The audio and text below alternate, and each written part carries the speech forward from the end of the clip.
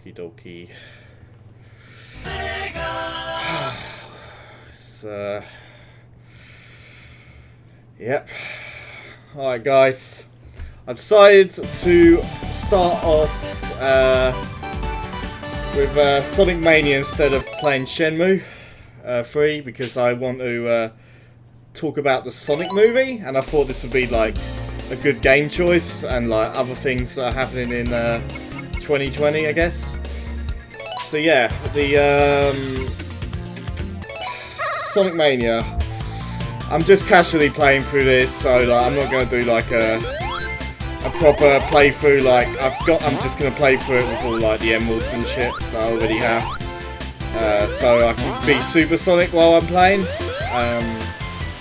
But the main point of me playing Sonic Mania is because I want to talk about the Sonic movie that came out 2 weeks ago in particular.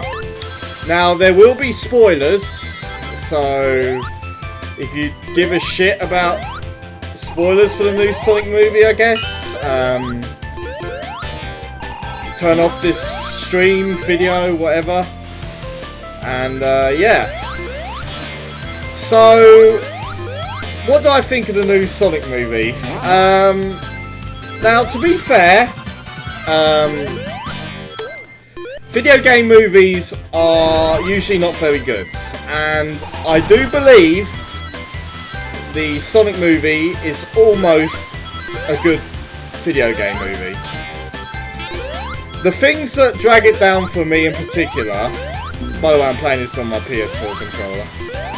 Yeah, the things that drag it down for me, oh, why not? Let's do this. Yeah.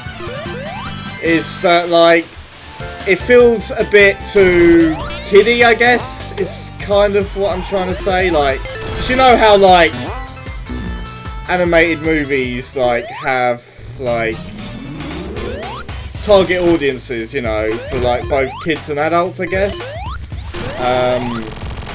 I feel the Sonic movie aims more for, like, 5-year-olds, I guess.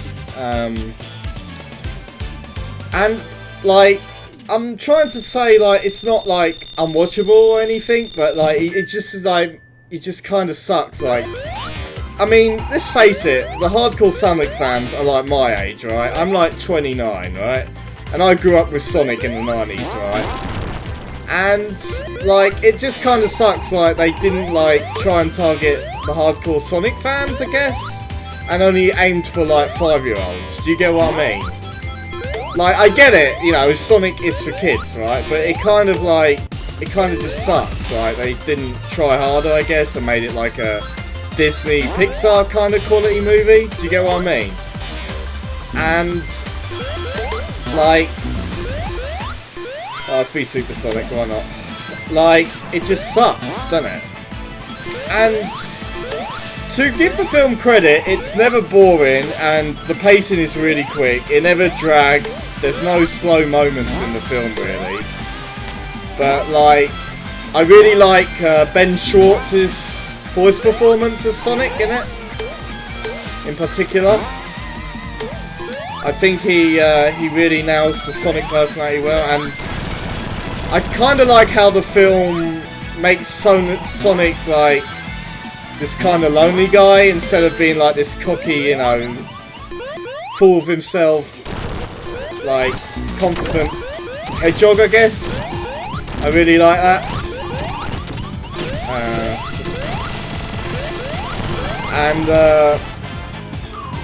Yeah, I really like that. And, what else? I was kind of, like, when I went and saw it, like, the first 5 minutes of the movie, it's like, oh cool, it's set in actual Green Hill Zone. This is fucking awesome. And then, like, it might not even be 5 minutes in, honestly. It might be less. But, like, I was just like, God fucking damn it. Why couldn't the whole movie have been in Sonic's, like, world or Mobius or whatever the fuck it was? Why does it, like, go straight to, like, the real life, like, San Francisco, Montana kind of, like, world? I mean, that's less interesting. And I think it's probably because of budgetary reasons, right?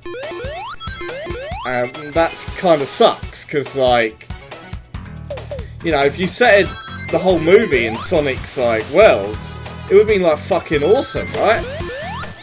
But it just feels like, it's just like, oh, god damn it, it's the fucking usual buddy, you know, road trip movie that we've seen, like, 6 million times by now. And it felt like it was a movie from the 90s, aside from, obviously, the modern pop culture references.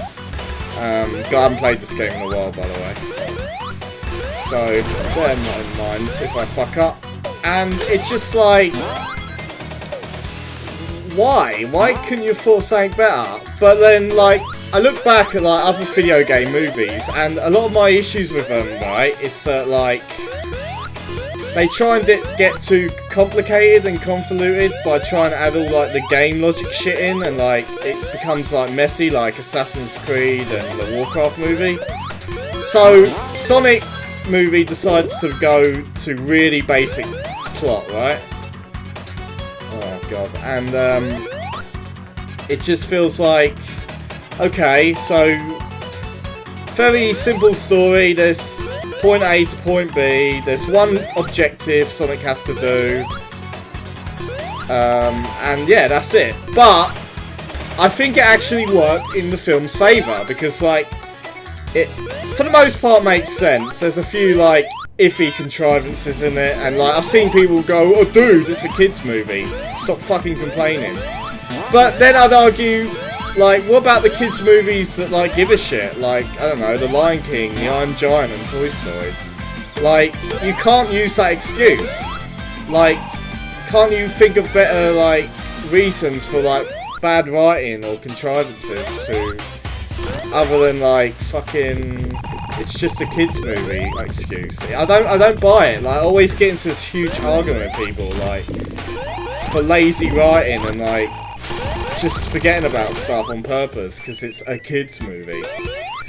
And yeah, the Sonic movie, like, I'd say it's a family film rather than, I mean, it's so awkward because, like, the humour is clearly for little kids for the most part, but they sort of throw in, like, another, like, wrench in the works with Jim Carrey, right, as Dr. Robotnik. Now, to me, he clearly is in there to, like, be kind of the character aimed more for adults, I guess. Whereas, like, the kids obviously attach themselves to Sonic, right? Whereas Robotnik has a few more jokes that work better for adults, I guess. But, like, it's basically just Jim Carrey being his 90s self. And don't get me wrong, it's good. When he's on the screen, the movie's pretty good. But, like, I feel like maybe he wasn't in it enough. Like, it mainly focuses on Sonic and James Marsden's sheriff character, was it Tom or something? And yeah, that's the less interesting part to me, because it's just like I said, it's just like every fucking generic buddy road trip movie we've seen a million times by now. Oh fuck. And like I said, like, I don't think, like, it's necessarily a bad thing, but, like, I'm just like, damn it, man, Robotnik's, like, the best thing going for this movie. And it's just like, why do this, dude? So, yeah, I really like Dr. Robotnik in it. I like how they tie into the Dr. Eggman name in the film. So his real name is Dr. Robotnik in the movie, but Sonic finds a way of calling him Eggman, right? Now, personally, I'm not a fan of calling him Eggman. Like, everyone calls him Eggman nowadays, and, well, yeah, that is what he's called in Japan, but Robotnik is so much cooler than villain name. And I kind of just wish, like, yeah, it was... And I like how they tie it in with, like, the egg-shaped robots. I'm kind of hoping, like, that plays more in the sequel. So let's talk about the plot of the film. So, well, spoiler alert, if you hadn't gathered what's about to come up. The first 5 minutes is, as I said, set in Sonic's world. But am I going in circles? I think I'm going in circles. And basically, there's this what the fuck? How do I get out of here? Okay, there we go. Yeah, so the first 5 minutes is set in Sonic's world, and there's this like Al Guardian person. I think her name's Longclaw. It's like Sonic's mothery figure, I guess. He refers to it as her Obi-Wan, I guess, which is obviously a Star Wars reference. And as far as I know, I don't think Longclaw is in the Sonic canon, because I tried looking it up and I was wondering, oh, is this like a Sonic character from the comics? I don't think it is, or any of the TV shows. The only TV show I really watched was The Adventures of Sonic the Hedgehog as a kid. I still have a soft spot for that movie. What am I talking about? TV show. Yeah, and yeah, I like that. And then, you know, that's the TV show that started the Pingers meme and all that. So yeah, I don't know what this Longclaw character's all about, but like, oh, I don't think I did all these. Why not? Let's attempt them. Anyway, there, that's what I was saying. Longclaw is, I think,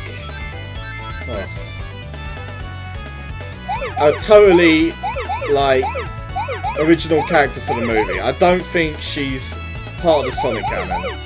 So, what I really like about the opening few minutes of the film is that, oh cool, they've actually put the echidnas in the Sonic movie already. And that's like the first 5 minutes. And they're trying to take Sonic's power. I don't know if they necessarily want to kill him, but they definitely want Sonic's, like, blue aura power inside him. And now, as far as I know, he doesn't have any Chaos Emeralds.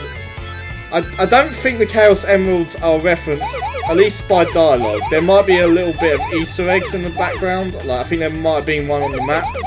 Might have been the Master Emerald, I can't remember. But, as far as I know, the Chaos Emeralds right now are not part of the Sonic lore. Right now, they'll probably come up in the sequel. So, yeah, the echidnas want to kill.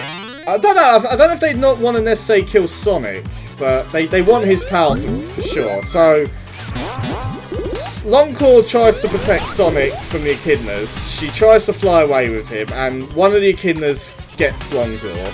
And then, like, oh cool, I like this Dr. Meme and Beam Machine. Anyway, that's what I was saying. Yeah, one of the echidnas gets Longclaw, and like, she gives Sonic these rings for, like, they're basically ring portals from the games, which is kind of cool. And she's like, you've got to run away, Sonic, you know, stay safe. If you ever need to get away, use these rings for safety. If anyone wants your power or wants to, I guess, kill you, you know, use these emergency bag of rings. So she sends Sonic to the fucking real world, right? And presumably gets killed. We don't know, because the echidnas are chasing Longclaw, right? Well, they got Longclaw, but like Longclaw's like, I'll protect you, Sonic, and closes off the portal before he gets away, right? And so then it flash forwards like 10 years later, which is really bizarre, because like, what the hell? You're telling me Sonic, like, was in the same place for 10 years? I mean, because he starts off as like a kid, right? Or baby Sonic, right? In the first 5 minutes. So it goes 10 years later, and he's obviously a grown adult by this point, or at least a teenager. And he's in Green Hills, Montana. That's where he lives. Now, I don't know if this annoyed anyone, but, like, really, you had to call it Green Hills. Like, you've already established Green Hill Zone exists, right? In the first 5 minutes. And then you call, like, this town in Montana Green Hills. Now, it kind of bugged me a bit, but I kind of let it slide. So then, we're introduced, like, Sonic is, like, you know, living in this cave, I guess. And he's got, like, all this, like, equipment. Like, he's got his, like, comics, his kind of little gym, you know, he's got, like, his table tennis. You know, he's got his stuff all with him, right? You know, in his house. Well, cave house. And the film then establishes, like, he he kind of stalks James Marsden's character Tom, like from like the window of his house, and I don't know why he has a fascination with him so much. He calls him Donut Lord because I can't remember why, but it's something obviously to do with donuts. And like, you know, he watches him like watch Speed with his, is it wife or girlfriend or something, like through the window, and I'm just like, okay, that's kind of creepy, Sonic. So then the film, like, this is the point where the film establishes Sonic's a loner, right? So he's like at the baseball game by himself. I think he watches a baseball game, and then later on he goes to play baseball with himself. And this is where like Sonic establishes like he's lonely. He's playing a baseball game by himself because he's so fast. He's playing all like the roles in the baseball game, right, by himself. And for some reason, just because the plot has to have it happen, Sonic gets really angry and starts, I don't know, blue supercharging, I guess, around the field. And it's just like, okay, that's a bit of a dumb reason for like to be alerted, but alright. And this alerts the government to send Dr. Robotnik to find him because his blue charge rage thing made the power go out, right? So they send Dr. Robotnik to find out what is going on, and then like Robotnik eventually goes to James Marsden's house or something, and it's something like he finds Sonic. Oh, what is it? So the robots, it's something like the robots are looking around and Sonic's like, I gotta hide, right? Or I gotta get away from here. And then he uses his large rings, right? To try and get away. But plot convenience, he's like, I can't do it in my cave because there's robots near me, right? It's so fucking lazy. So where does he go? Out of all the places he chooses to do it, he chooses James Marsden's garage or something, and I'm just like, why? Like, it's just like, it's so stupid. And then like, just as he's about to do it, James Marsden comes breaking in, and he goes, ah! And he's got like a tranquilizer gun, and then he like fucking decides to shoot like Robotnik, right? Not Robotnik, shoots Sonic. He shoots Sonic with the tranquilizer dart, just as he conveniently uses the ring, right? And so this is the shit that kind of bugs me. So the ring portal opens, right, and Sonic's like gotten hit by the tranquilizer dart, and he's in like his dozy kind of, I don't know, phase, and then like the portal opens and he's got the bag of rings on him, and he so happens to conveniently drop the bag of rings into this portal. And how does he decide where to go in the ring portal? He's conveniently looking at James Marsden's shirt that says San Francisco. I'm not making this up. So that is what causes him to go San Francisco, and that's what makes it the ring portal show San Francisco. And Sonic's just like, you know, the portal comes out, and then like just as he's about to fall unconscious, his bag of rings fall into the ring portal. So this is the film's excuse for him to having to go on a road trip with James Marsden. He's like, so Sonic wakes up, you know, in James Marsden's house, and everyone's like, he's like freaking out, like, what the fuck are you? And Sonic basically says he's an alien, right? And like and James Marsden's gotten into this mess of like trying to escape and go home and shit, right? And so like, this is where like James Marsden like reluctantly goes, alright, I'll help you get to San Francisco, because James Marsden's character, I think his name's Tom, I'll start calling him Tom, I think it is Tom. Tom is starting a new job in San Francisco as a cop or something, right? So he's like, alright, I'll help you out and we'll take you on this road trip to San Francisco. And then I was thinking, hold on a fucking minute. Sonic's like the speed of sound, right? Or maybe faster. And like, why can't he just run to San Francisco? Why does he have to get in a car with James Marsden's character? So initially, like, he can't run because the drugs made his legs go all weird, right? And then, like, it establishes, like, 5 minutes later, he's fine again, and he could just run to San Francisco. So he has no reason to get in the car with Tom, right? And so, like, yeah, they go on this road trip, which makes no sense. Because, like, Sonic could just run to San Francisco in, like, minutes. But he has to get in a road trip, because I guess he has to. So then the film tries to give another reason why he can't just run there. And it's a pretty lame excuse. So, like, they have an argument, and Sonic and Tom are like, alright, you know what, I'll let you out of the car, you can just run to San Francisco. And Sonic's like, alright, I don't need you. And then he runs off, and then runs back with like a fish on his head or something, and then he goes like, well, I can't do that because I don't know which direction San Francisco is, and I don't know where the hell I'm going. But then I'm thinking, why don't you just fucking like use a mobile phone app, or look at a map or something? Like, it's not that hard, Sonic, to find like a mobile phone Google Maps app, or like a tourist information centre to find out where you're going. And I know all of you are going, oh dude, it's a kids movie, stop nitpicking. But like, it feels like lazy writing, and they could have done a better job. But then I'd argue, like, well, the problem is, like, Sonic's fast. Like, he's so fast, there's no weakness, right? He could dodge anything. It's like the film, like, does some of these slow motion moments, and like, you're thinking, why couldn't Sonic have done that to avoid the tranquilizer dart here?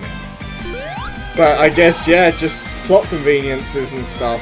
And like, I know it sounds like I'm kind of bashing the film. I did still like it, but there are serious problems with that film, and I have issues with it because like, the audiences are saying, oh my god, it's amazing and all that, and I'm like, well, I don't know if I'd call it amazing.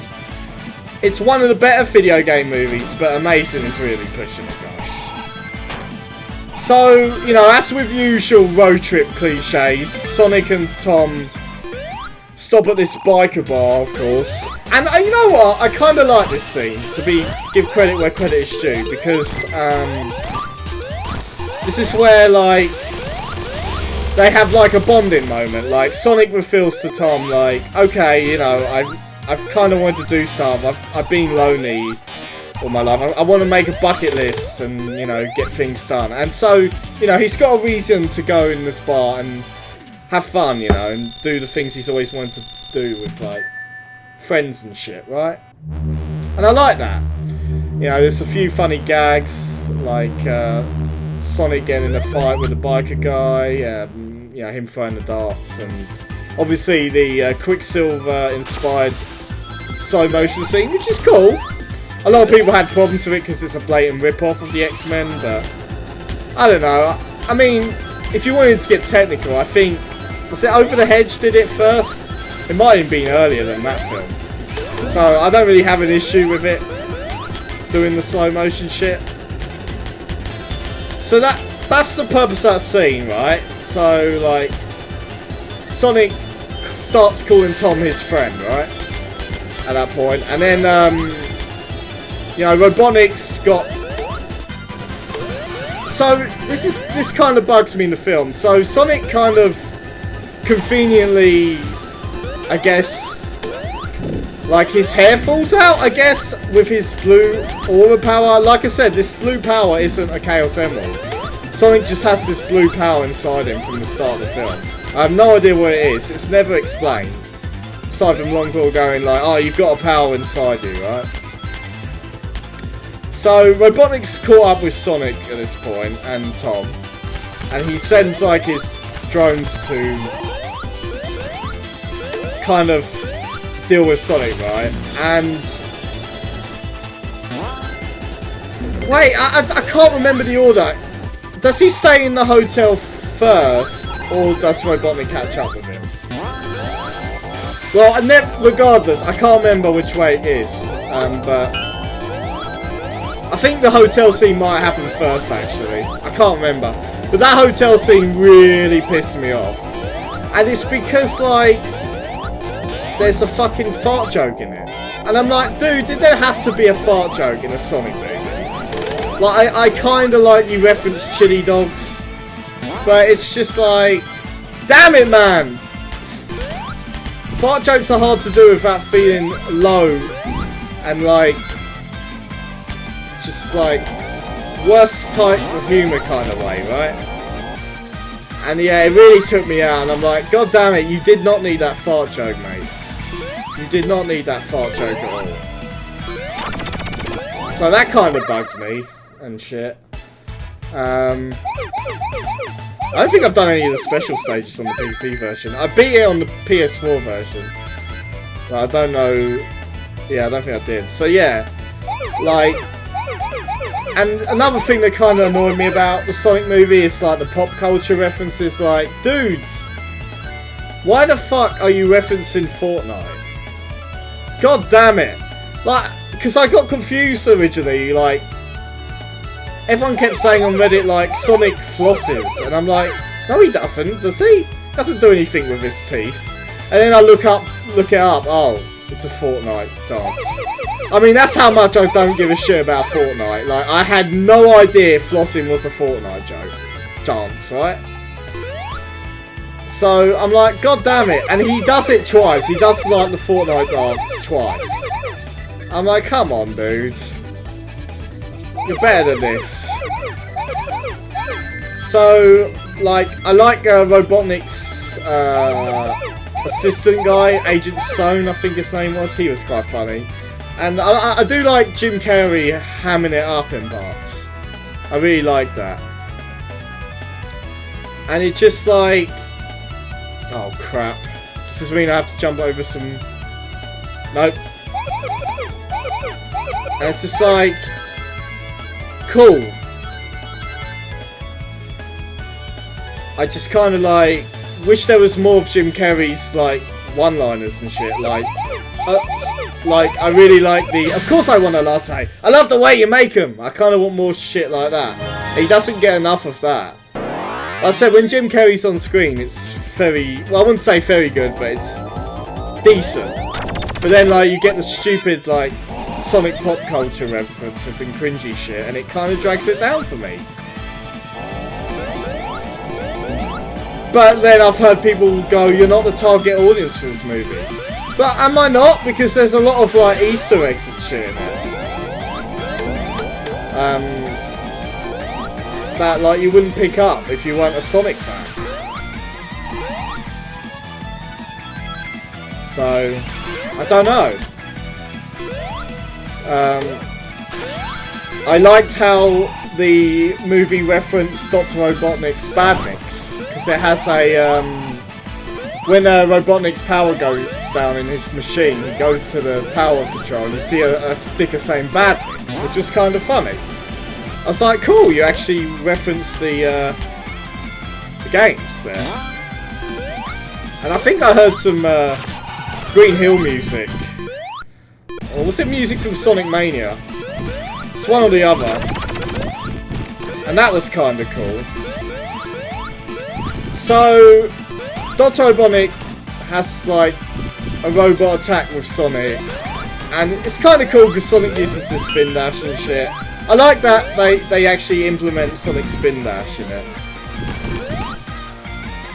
But like I said, like if you start thinking about stuff too much in the film, like little things start to bug you with like the plot and the contrivances. And I don't know if I can use the kids movie excuse, guys. But I will say, I still had a good time with the Sonic movie.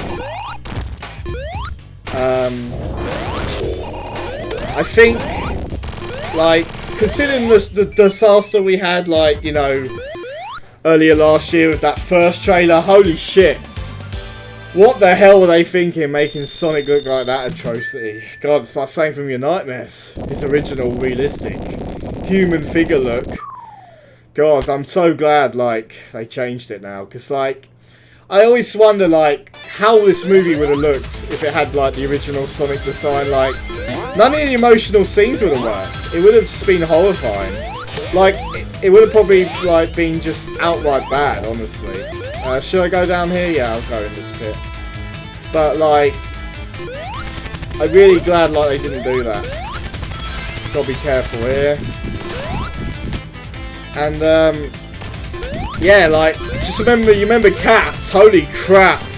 That film, Jesus Christ, that was a horrifying train wreck, Cats. But, like, I guess Sonic would have been, like, memorable bad, I guess. But I think they did the right thing by delaying the movie and fixing the Sonic look. Because I couldn't imagine, like, what it would have been like. And I'm wondering, like, do the original team have the original Sonic cut still of the original design? Because it was meant to come out in November 2019, right? And they delayed it to fix the bad Sonic design, right? I don't know, but I think they made the right call. And I'm glad, like, companies actually listened. It was worth it, trust me. So, the Sonic movie, let me think, what happens next? So Sonic gets to, Sonic goes to, is it his sister-in-law's house or something? God, I hope I ain't got coronavirus. I don't think I have, but I guess I'd never know. So, yeah, Sonic goes in, that black chick's house, right, and, like, it's like a stopover, and this is where Sonic gets his classic sneakers, right? And that was kind of cool, but it was, like, there's so much product placement in this movie, it's ridiculous, because, like, they mention some sort of house place, and they don't try and make it subtle, like, they outright show the product placement. It's not just in the background and shit. Olive Garden's referenced twice, for no reason. So I'm guessing, like, these companies gave Sonic's money to advertise, which is fair enough if you want a higher budget, I guess, but it was kind of distracting. And, I think the Sonic shoes were Puma, was it Puma or Nike or something? I can't remember. And the little girl gives him his Sonic shoes. This is official Sonic sneakers, which is kind of cool. And then they both, I'm trying to remember, they both go to San Francisco, and you're thinking, okay, the movie's over, right? Sonic can just run up the building and go home, right? Get his ring of bag rings, right? And then it just, like, it has, like, the worst reason you could think of to, like, for Sonic to have to go in the building with Tom to get to his bag of rings that are conveniently on the top of a roof, right? On the rooftop. There's nothing else stopping Sonic from getting those rings. Except a locked keycard door. I'm not fucking making this up. The reason why Sonic can't get to his bag of rings on the rooftop is because he needs a keycard. He can't just fucking run up the side of a building, which the film establishes he can do with the physics. He needs a keycard to get to his bag of rings on the rooftop. And I was like, come on guys, really? This is ridiculous. So yeah, he runs up to there and then he comes back and says, Tom, I can't get there because I need a keycard. So then this stupid kind of sequence that happens starts happening, which is Tom decides to put Sonic in, like, this bag hidden, and then, like, he pretends to be, like, some sort of security guy who needs clearance to go up the roof or something. I can't remember, it's something along those lines. And it's mainly just for gags, a few little stupid gags, right? And is that sequence in there? I don't remember that. Interesting, they added transitional period. Yeah, transitional screens to this level. Because some levels it just transitions to the zone for no warning. I don't remember that being there. Oh, interesting. Anyway, where was I? trying to remember. Love the music on this level, by the way. So he's in the bag, takes the elevator, and like he makes like a stupid gag like, "Oh, why you got a baby in your bag?" or something, and like, I mean, it was silly. So the movie's over, right? He's got into the keycard door. You know, he's got his bag of rings, but that's it, right? Movie's over. Not quite, because Dr. Robotnik shows up, right? And he's like, "I'm gonna get you, Sonic." And then he shoots a bunch of missiles, right, at them, and like Tom, his girlfriend, and Sonic are about to get attacked, right, by these missiles. And then this plot convenience slow motion Sonic sequence happens. And I don't know, like sometimes Sonic can freeze time, sometimes he can't. So at this point, Sonic has frozen the time, right? And he's going to... what's he do? He pushes Tom and his girlfriend off. Oh, I think Sonic gives her the nickname Pretzel Lady, right? Or something. And at this point, he pushes them off the side, and then Sonic's like, slows the time down, and the missiles have just frozen in time, and then Sonic just so happens to like destroy all the missiles before Robotnik hits this like eject button and goes like super speed. Because at this point, Robotnik has Sonic's quill power, right? And he uses that to be as fast as Sonic, so his Eggmobile can be as fast as Sonic, right? So at this point, Sonic has his bag of rings, right? So he quickly, as Tom and his, I can't remember, his fiance are like falling off this building, he throws the bag of rings, he throws a ring down and the portal to save them, right? And I think they end up in a farm, and then Sonic at this point is on his own with Robotnik chasing him, right? Now this is kind of a cool sequence, because like Sonic is going through all these like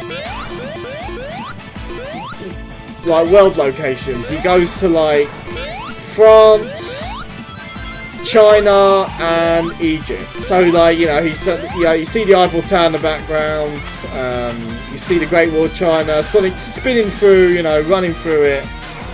Yeah, it was such a cool sequence. And then like, you know, he goes up the pyramids in Egypt, and I'm like, this is cool. This is a nice little sequence. And then like he's chased in the city. Well, that might actually happen before. I can't remember the order, but he's chased around in the city, you know, and Robotnik's trying to get him and shit with his missiles and robots. And then like there's this big showdown at the end, right, with Robotnik and Sonic. And this is kind of cool, because like Sonic suddenly supercharges this blue energy, right? And this is like where Sonic, you know, becomes basically Super Sonic. Like, they might as well make him be Super Sonic. Super Sonic's not in there because there's no Chaos Emeralds, but he becomes really powerful at this point. And I really love this sequence, because I think, I might be wrong, but I think I heard the Adventures of Sonic the Hedgehog Dr. Robotnik music playing in the background. I might be wrong, but I'm sure it was in there. And I loved how Sonic was destroying Robotnik by defeating him the same way as in the games. Like, you know, you hit him on the head, well, you hit his cockpit like a couple of times. And like, it ends with Sonic sending Robotnik to this mushroom planet, which I think is meant to be Mushroom Hill Zone, but I've seen people say it's like a Mario reference. I never got that impression it was a Mario reference. I mean, Sonic does say, "I hate mushrooms," but I don't think it was implied to be a Sonic reference, personally. I think it was a sequence where, you know, like,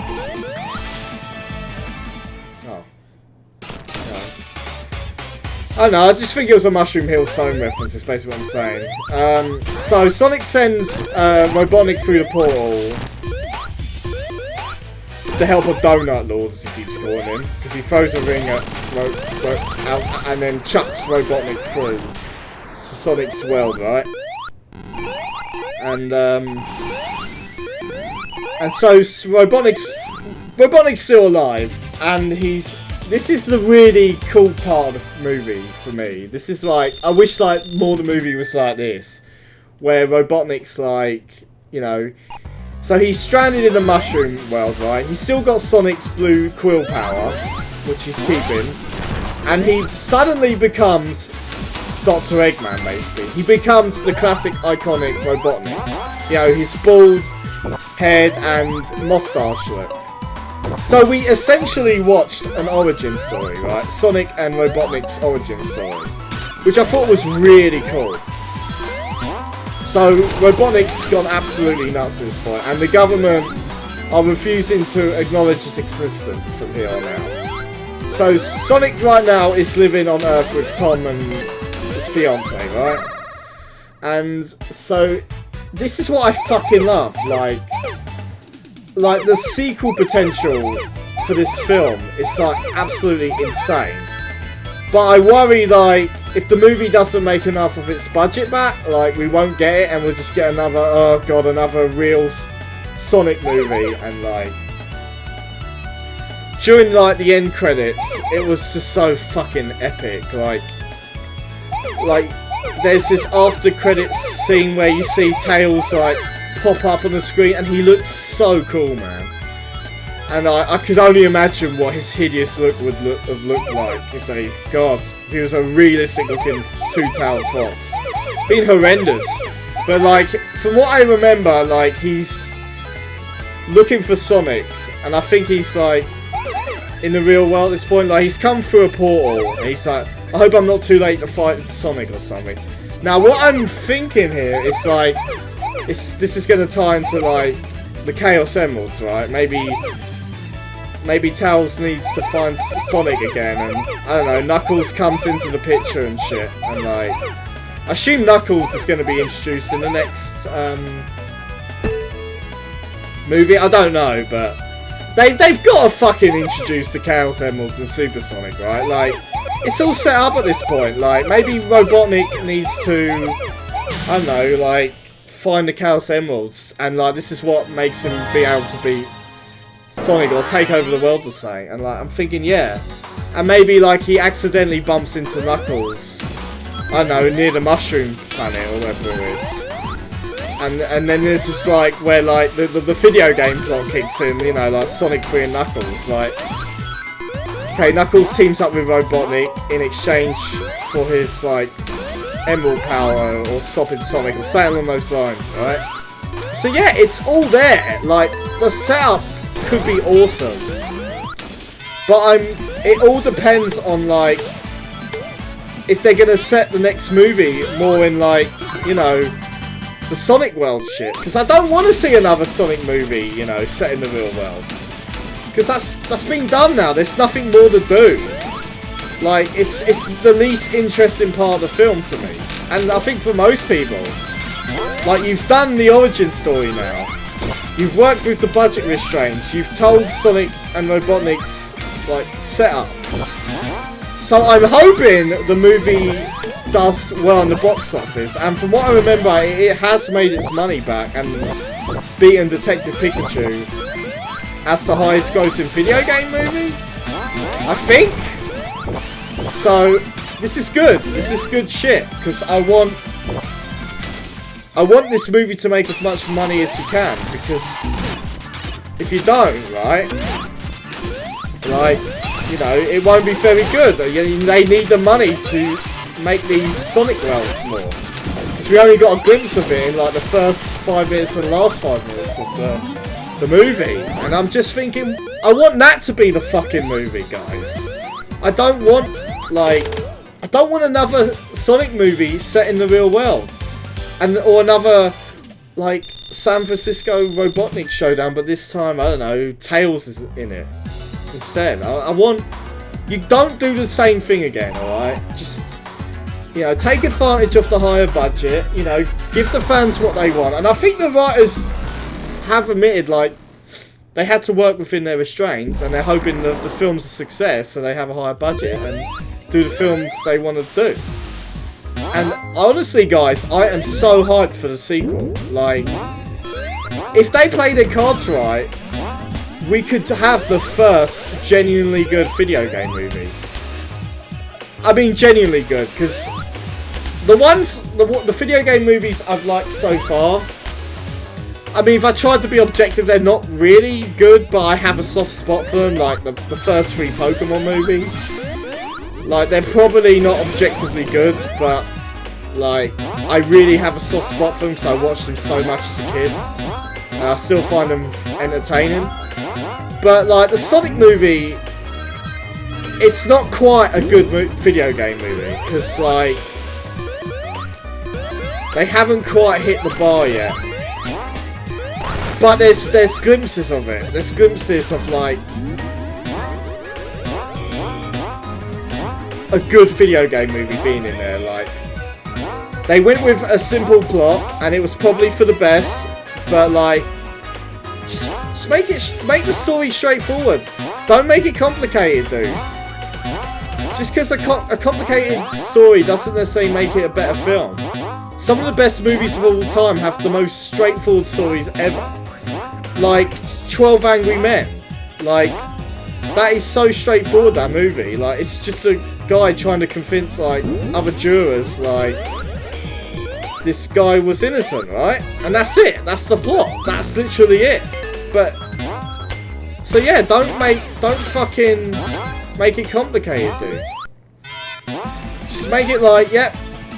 And fuck the critics. You know what? They don't know what they're talking about. Because, like, I've seen a lot of critics say give it like a 1, 2 out of 10. And it's not that bad. It's honestly not that bad. It's maybe at the absolute lowest, like a 4 out of 10 if you're not into, like, the kiddie stuff in it, right? And or fan of Sonic, right? But if you're a fan of Sonic, I'd say this is like a 6 out of 10 movie. And yeah, a lot of the jokes don't work, are a bit cringy, but I can kind of look past it. Like, the more I thought about it, like, I guess I could kind of be more forgiving on it. And I'm kind of glad Sonic isn't a blank slate. And it's an interesting decision to make him, like, a loner instead of this cocky, arrogant, full of himself guy, like in the TV series and games, right? I like that. But I kind of I want less of, like, James Marsden and the human characters. So obviously keep Dr. Robotnik, because Jim Carrey needs to be in it. Like, I could just imagine how awesome he would be, like, if he hams it up even more in the sequel. Like, so many, like, one-liners he could come up with on the spot and shit.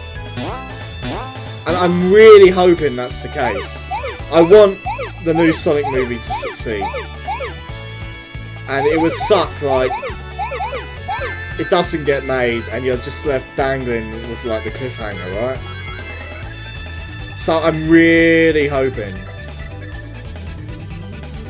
we get that new Sonic movie. And like I said, if they don't introduce the Chaos Emeralds or Super Sonic in the next movie, they've done fucked it up, like Angry Joe would say. They've done fucked it up. Like, show us more of the Sonic World shit. Maybe Longclaw actually survived. Give us like a backstory to who the fuck Longclaw is, other than an Obi-Wan figure. Like, is Longclaw still alive? Is she dead? I don't know. Give us some backstory on her or something. Maybe Sonic and Tails grew up as kids. I don't know. We don't know. Like, this is so much, like, so many directions you could take this movie franchise. But you also risk, like, fucking it up, I guess. But I don't want it to fuck up. Get what I mean? Like, so I'm hoping for the best, honestly. Because it has potential, dude. It has potential. Like I said, I like how they used ring. That rings had a purpose in it, like as ring portals from the games, which is a good use. Sonic speed is a bit iffy because, like, there's a lot of you just kind of have to suspend your disbelief in part. There's no way around it. You can't get around a Speedy Hedgehog video game logic in a movie. You can't, because like you could just go. Well, he could just run to where he needs to go. Oh, he could just stop time whenever he needs to. You can't get around it, and I'm okay with that. I can look past it, honestly. And it's just like I kind of hope like they come up with. I hope they tone down. I don't think they will, but I'm kind of hoping they tone down like the kiddie jokes. And make it more for a film for general audiences, like I said, Disney Pixar. Like, it doesn't have to have blood or gore in it. I'm not expecting it to have that shit. But I kind of wish, like, it targeted both audiences rather than, like, 5-year-olds. But to the film's defense, the kids were laughing, like, non-stop in the movie cinema, so... You know, that's a good thing, because there's a lot of animated movies I've seen that, like, had 0 laughs from the kids. You remember that animated Addams Family movie that came out last year? What the fuck? 0 laughs from anyone. No kids, no adult. Everyone, it was a complete failure. It looked ugly, nobody laughed, it was a disaster. It was one of the worst animated movies I've seen recently. But, like, the Sonic movie, the kids laughed at everything. I also hope they toned down the product placement, because it was so in your face on that movie. I kind of like the Olive Garden one with, like, the president giving them a gift card. But, but, you gotta tone that shit down, dude. It makes the movie feel very dated as well, and lame. Right.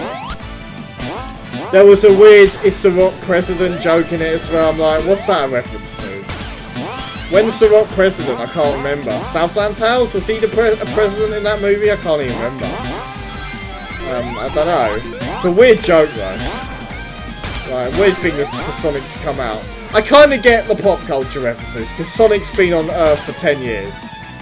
So I kind of get he's making these wisecracks and shit, right? I kind of get that. I get that.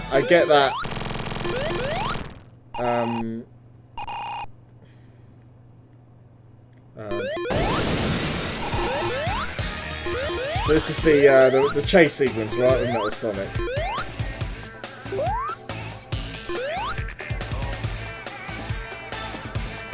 I'll have to hit him, right? Honestly, I think I made a mistake here. I shouldn't have used Super Sonic yet. Because, yeah.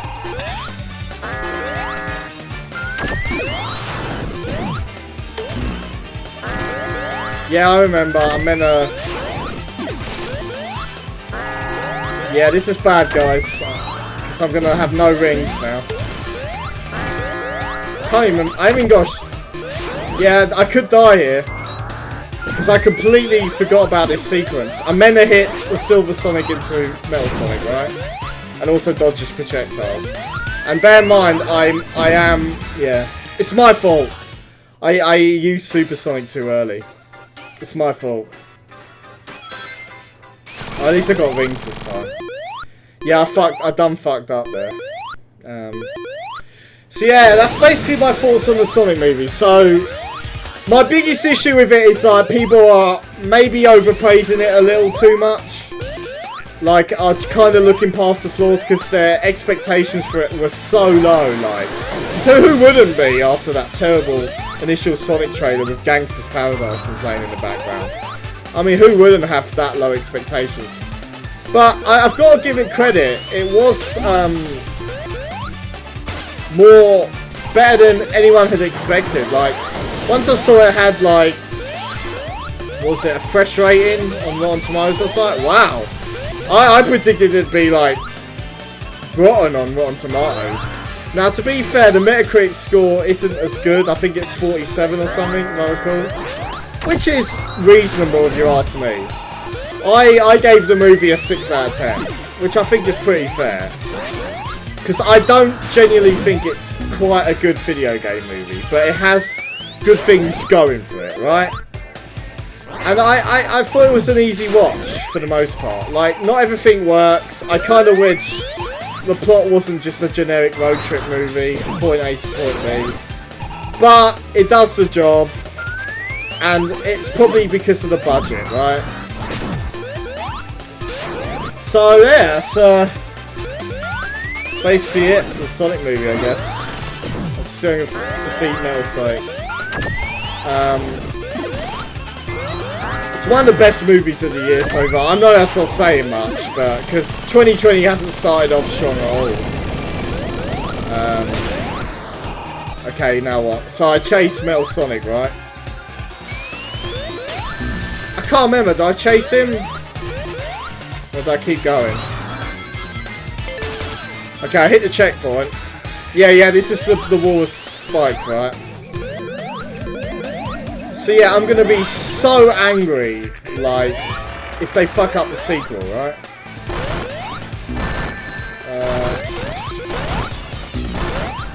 What the hell is this?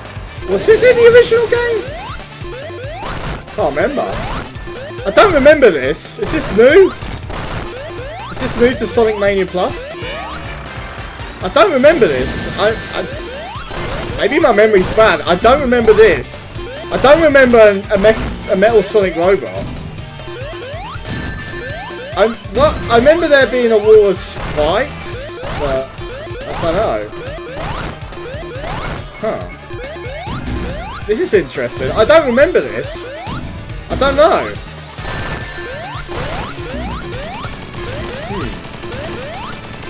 Can't remember. Huh, that's interesting. Yeah, I can't remember. Was it Robotnik or something originally? My memory's fuzzy on that.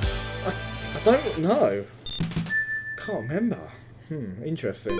I know they made some changes to Sonic Mania Plus. Like I said, the level transitions. Not all the levels had transitions in the original game. I know that. Yeah. What the fuck? Interesting. Cause yeah, I think you just warp to Hydrocity Zone normally. So I'm glad they added that in. My biggest complaint with Sonic Mania, I think that's really it for the Sonic movie. I'm trying to think of anything else to discuss about the Sonic movie. Like I said, bring more Jim Carrey, you know. Less of the human characters, make it focus on the Sonic characters, the Sonic world, and lore and shit, you know. Maybe have, like, I don't know, Chemical Plant Zone in the sequel if you can. Something along those lines. Just, like, show more of the Sonic world shit. You've got so much you could use. Don't just go to San Francisco, bro. It's crap. Okay? Alright. Yeah. So, yeah. High hopes for the Sonic movie trailer. And if there's any that's gonna be genuinely good, it'll be the Sonic movie sequel. But we won't know until a couple of years, I guess. So yeah. I think that's it for the Sonic movie.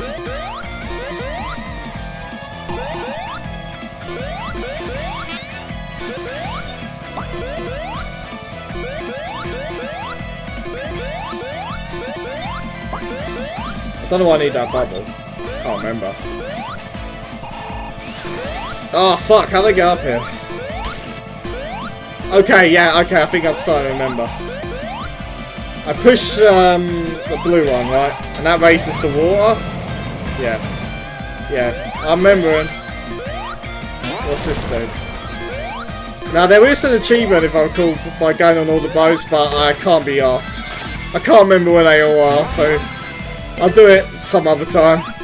It's just a casual playthrough of Sonic Mania. Okay, don't get crushed. Don't get crushed, Sonic. Alright. But what else is that? Okay.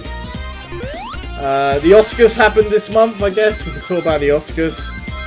I was expecting 1917 to win Best Picture. It's quite a surprise. Parasite won. I mean, I've seen all the Best Picture winners, by the way. I saw a lot of movies last year.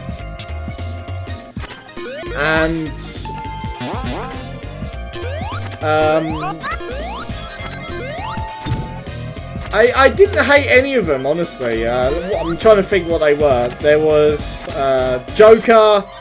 I mean, I liked Joker on the first watch, but like if I went back and saw it again, I don't know if I would have liked it as much.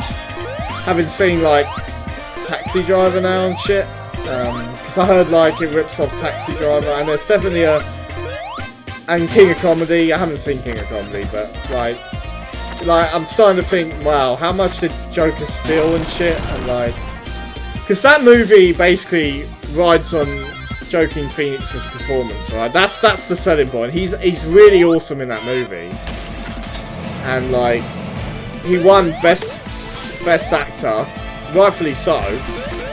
But like, I don't know if I could like ignore like all the plot stuff, like the bad plot, the bad writing and shit the second time. I don't know. Like I'm certain, like, I don't know. Maybe my rating for it will stay the same, but I've got a feeling Joker might not hold up on rewatch, and like it might end up feeling a bit overrated because everyone loves that movie. Like, it really feels like everyone loves it. But there's another movie everyone loves as well, and that's Parasite. Now, Parasite's an interesting one because, honestly, like, when I first watched it, I was like, yeah, it was a pretty good movie. I didn't kind of get the massive hype behind Parasite because it was like a Korean film. But, like, when I saw it for the second time in, like, the cinema, I was really impressed with Parasite. Like, everything about it. I couldn't really find that many issues with it. It was really straightforward. There wasn't too many like logic holes and shit and like errors and stuff.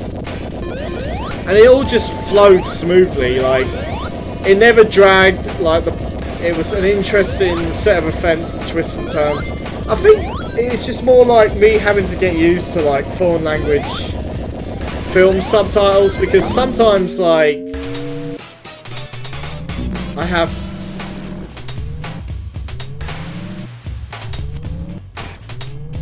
God, I can't remember. So yeah, Parasite has been getting a bit of a like overrated movies kind of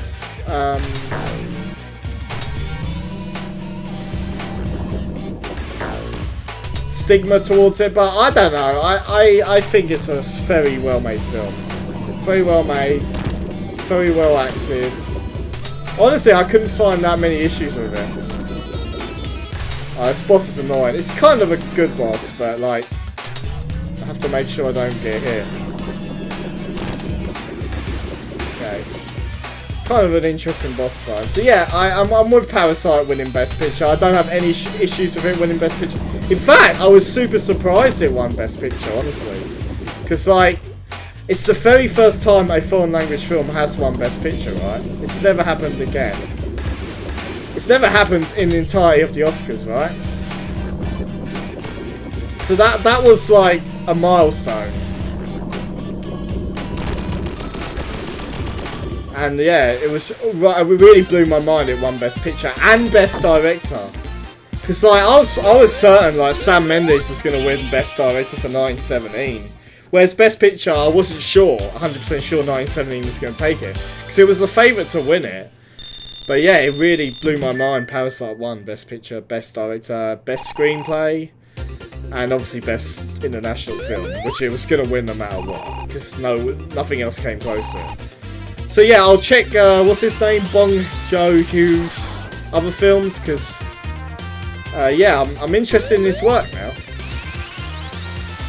So yes, foreign language movies, like, my issue with them is like, I have to keep looking up and down to focus on like the screen and the subtitles. I didn't have that issue with Parasite because I was at the furthest back screen, right? And I didn't have to look up and down for the screen and the subtitles, which was cool. So I could focus entirely on the movie, and it really helped. What else? So yeah, Parasite, yeah. Definitely in the running for one of the best movies of 2019. Joker, I don't know, like if that was hold up if I rewatched it. What else was there? Ford v Ferrari. Yeah, it has its good moments, but it feels very much like a production line movie, I guess. But like, it's very average outside of like the racing sequences, which are really cool. Christian Bale has like a weird accent in it for some reason, like a funny voice in it. Bloody hell! Like, it's like, I know, it's a weird accent he had, but it was good. It was a good film, but it didn't blow my mind or anything. Basically, is what I'm trying to say. Right, let's activate Supersonic. It was fine. One of the weaker Best Picture nominations, but it was fine, I guess is what I'm trying to say. Like I said, the racing sequences are so well done in that movie, but outside of that, it's fairly by the numbers and average. What else have we got in the Best Picture nominations? Little Woman was in there, right? I personally wasn't a fan of Little Woman. It's more not necessarily being a badly made movie, it's more not being my cup of tea. I'm not really into the novel. I wasn't really into like the female characters. Like I said, it's clearly well made, it's faithful to the novel, and it just wasn't my cup of tea. I can't really put it into a better way of why I didn't love Little Woman. Everyone loves it, but I was just on it. But that was my least favourite of the Best Picture nominations, I'd say. What else? 1917. Probably, debatably my favourite of the Best Picture nominations. I don't know, like, I've seen a lot of people bash it because of the one-shot gimmick, but I personally felt the one-shot gimmick was done really well in that movie, and it actually heightens the quality of the film. Like, it really felt like you were following these two soldiers in World War I going on this big adventure from start to finish. And yeah, true, it's not really like one shot in a way. It kind of cheats a bit like Birdman, where it's edited in a way to make it look like one shot. Do you get what I mean? And honestly, like, I've seen good people complain, oh, it's so obvious when they do the cuts. And yeah, it's true. There are some obvious cuts.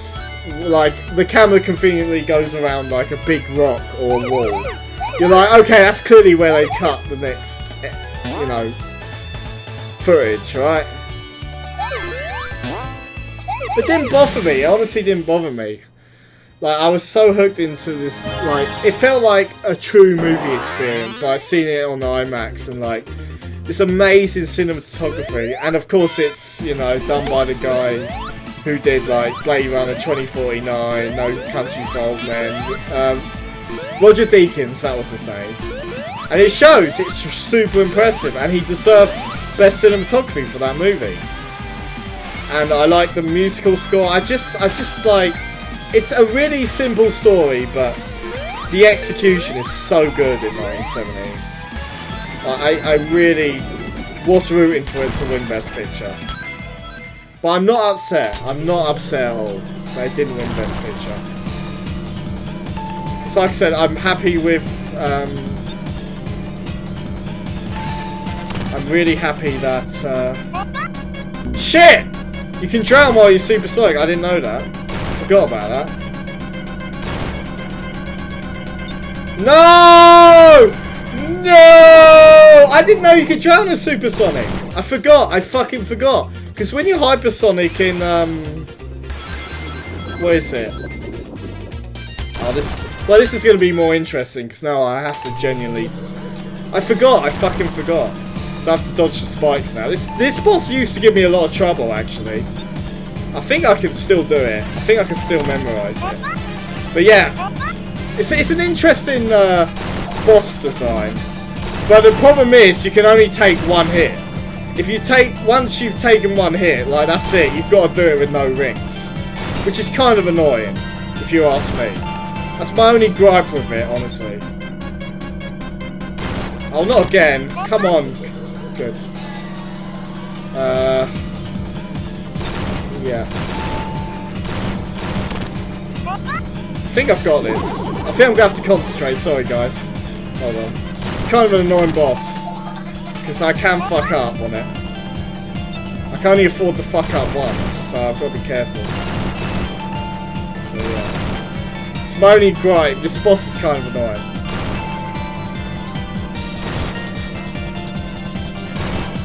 I like the boss music. Yeah, this is the hard bit.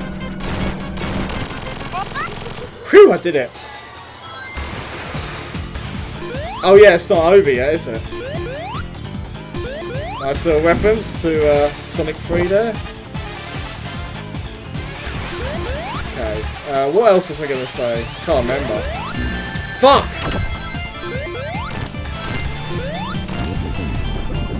Yeah. What else? So yeah, 1917 was probably my favourite of the best picture nominations. Like I said, the whole experience is just like such a thrilling experience. Such a good film, man. But it's been getting a lot of hate, and because like everyone sees it as just a one-shot gimmick, and like there's no character to defend them. But I personally feel like that's not like the point of the film. I feel it's like the whole journey. It felt like a video game movie, basically. It really felt like a video game. Like, it played out exactly like a video game, and it's really well done. So yeah, what else was there? The Irishman, Martin Scorsese's new movie. Awesome movie. What might be my favourite of the best picture nominations. I'll have to watch it again to decide. Sky chase sequence here. Just love, like, it feels like a greatest hits, like Martin Scorsese's magnum opus of kind of like the gangster genre, right? Because that's what he's best known for, like his gangster movies like Goodfellas and Casino, right? And shit.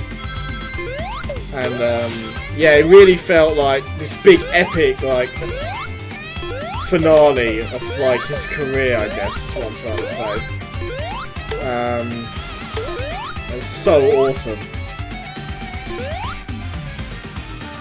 But like I said, like it does feel really long. It's like 3.5 hours long, but I was hooked from start to finish, like following Robert De Niro, Al Pacino, and Joe Pesci. It was so good, man. Like the story, like how it all plays out, and like this hitman, like, you know, the Jimmy Hoffa like true story stuff, and like he killed. Did he really kill him? And like his loyalty to like his friends, Jimmy Hoffa, like and all the clashes with the mafia and shit. It was so good, so good, man. And honestly, I did not feel the 3.5 hour runtime at all. That's how hooked I was. And because it was on Netflix, I didn't have to like, I could pause it and, you know, go to the toilet and shit, which is really, really huge benefit for it being on Netflix, right? Because I don't know if I could sit through the whole thing without going to the toilet in the cinema.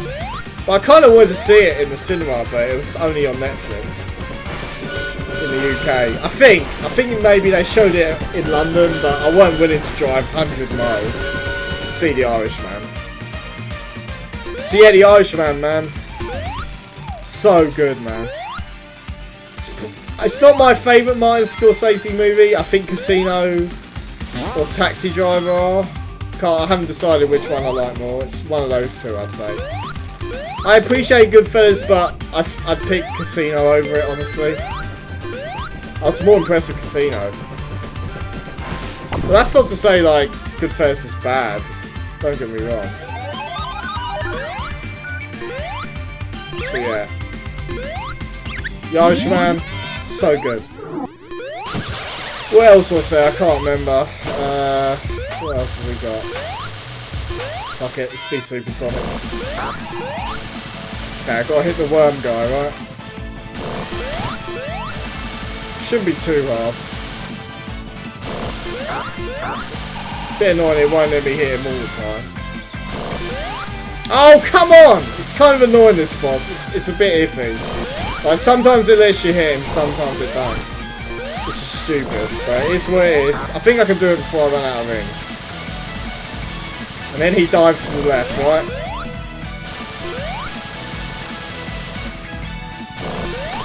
Cool boss. It's nice and easy. Oh, what else was there? What other Best Picture nominations were there? Jojo Rabbit was another one. Yeah, I wasn't a fan of Jojo Rabbit, I'm afraid. I don't know, like, a lot of the humour fell flat for me on it, and like, I know, it just was kind of dull, honestly. It just dragged a bit, like, it wasn't like, I don't know, people say it's a comedy, but there wasn't enough comedy in it, honestly, and I don't know, it just felt like it dragged a bit, and like, it was just like, I wasn't a fan of Scarlett Johansson's character in it. I thought she didn't really deserve the Oscar nomination for a performance in that film. And like, yeah, just like, I know, just like, it was just air for me. It's just like, yeah, I get like the Jews shit and like the Nazi stuff and like, they're just kids. And like Hitler being like an imaginary friend to him and stuff. But yeah, I don't know, just fell flat for me. Not really much else to say, honestly, about Jojo Rabbit. I just didn't like it that much, and liked it less on the second watch. Yeah. Definitely one of my least favourite Best Picture nominations, for sure. What else was there? There was Marriage Story. That was a cool movie. I really liked the divorce couple, you know, Adam Driver and Scarlett Johansson. That was cool. Like, it really was quite an emotional film. Like, you really felt... I think I'd say Adam Driver is the main character in that movie. Like, some people say it's 50-50, but I'd say Adam Driver is the main character. And his conflict, you know, with Scarlett Johansson's kid. Like, obviously the big famous argument scene. That's kind of become a meme on the internet now. That's a really good sequence. Like, I really felt for him, and like, yeah, just like, this family wants to stay together, and you know, they still love each other even though like they have arguments and shit. But I've seen people compare it to Kramer versus Kramer, which I think, I haven't seen Kramer versus Kramer, but from what I gather, it focuses more on the mother than the husband, which. I don't know, because I haven't seen Kramer vs. Kramer, so I have no idea. Okay. So yeah, I also like the score by Randy Newman, because it felt like Toy Story music, which is kind of funny to me, but yeah, really solid film, and you know, you've got Laura Dern, so that's a sporting actress in there and stuff. It's cool. Really good film. Really good film, one of my favourites. Is that it? Is that all the Best Picture nominations? What else? What else could there be? What else could there be?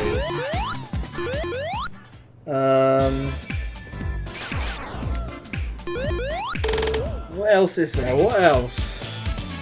I'm trying to think what my ratings were for the films. Fuck! There were 9 nominations, right? For Best Picture. Is that all of them? I feel like I'm missing one. I could be completely wrong. Is that all 9 Best Picture nominations? Shit! By the way, I fucking hate this level. Not a fan of Royal Oceanstone at all. One of my least favourite Sonic levels. Especially in the original series. I don't think anyone likes this level, but I think the creators of Sonic Mania picked it on purpose. They picked an unpopular choice on purpose to try and improve it. Still not a fan of this level at all. Not a fan. I think that's it. I'm trying to think.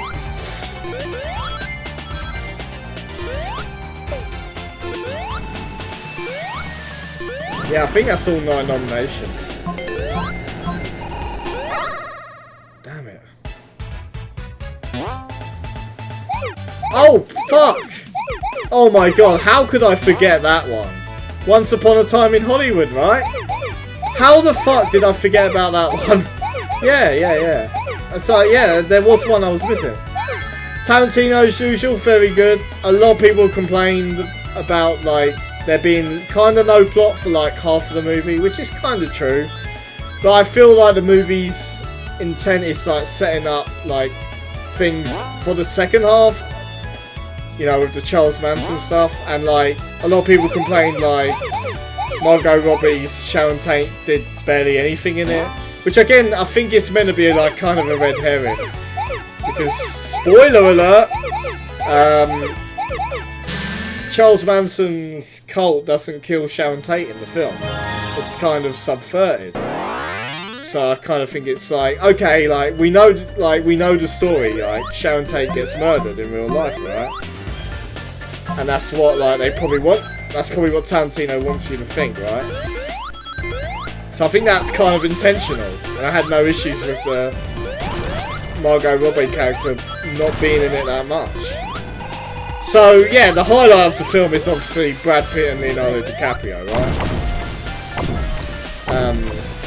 And then, you know, it's a love letter to Hollywood, right? Like, it's Hollywood in set in the 1960s. You got Leonardo DiCaprio as like a washed out movie star. I can't remember. Is he like, he's on like, he's not as big as he used to be, if I recall. And then he's got like his stunt double friend, who's Brad Pitt, and they have like their funny moments, you know, like Brad Pitt facing Bruce Lee,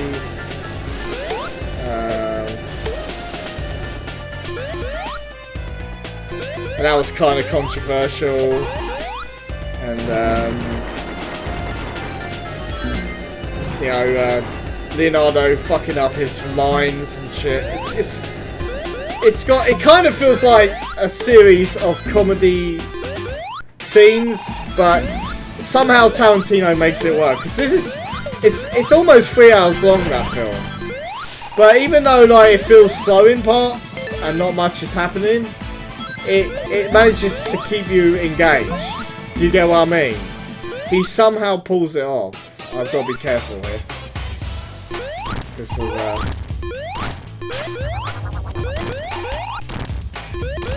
wow, killed him before he even used the pots. So yeah, basically, yeah, I've seen valid criticisms for it, because like I said, it does drag a bit. There are scenes in the film where it feels like not much is happening, but like I said, I feel it's mostly for setup and payoff at the end with the Charles Manson part, which is awesome, by the way. Yeah, I really like Once Upon a Time in Hollywood.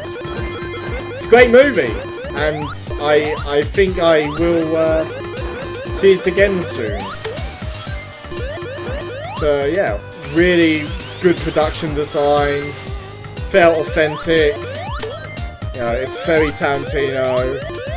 So yeah, I think that's all the Best Picture nominations are. I'm really trying to think. Is there any others I could be missing? I think that's all 9 of them. Can't believe I forgot about it. God, I'm gonna feel stupid if I've forgotten that. I think that's it.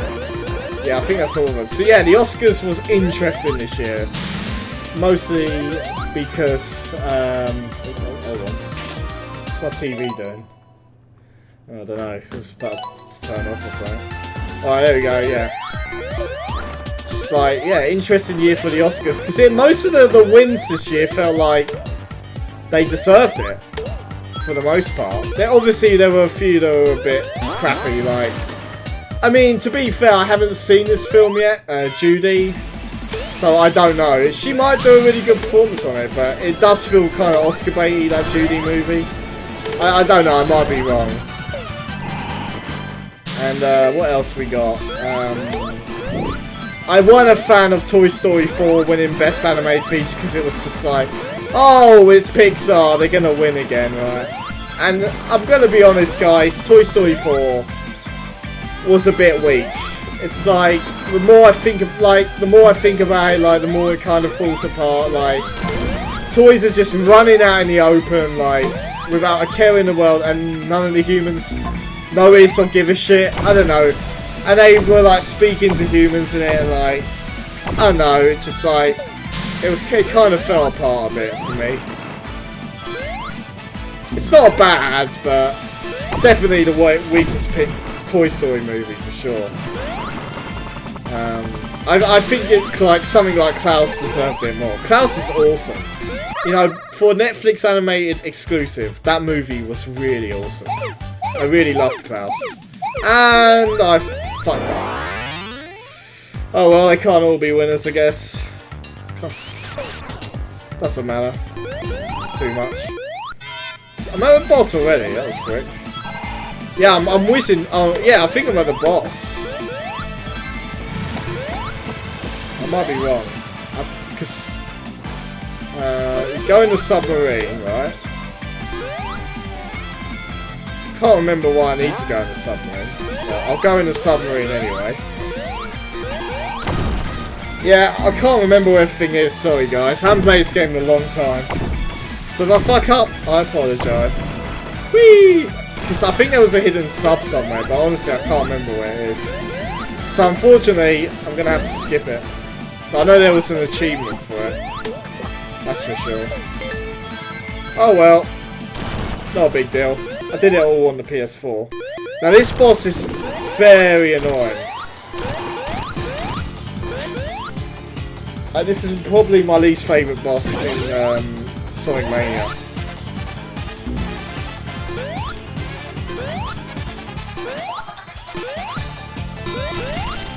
Because it just takes so long and like...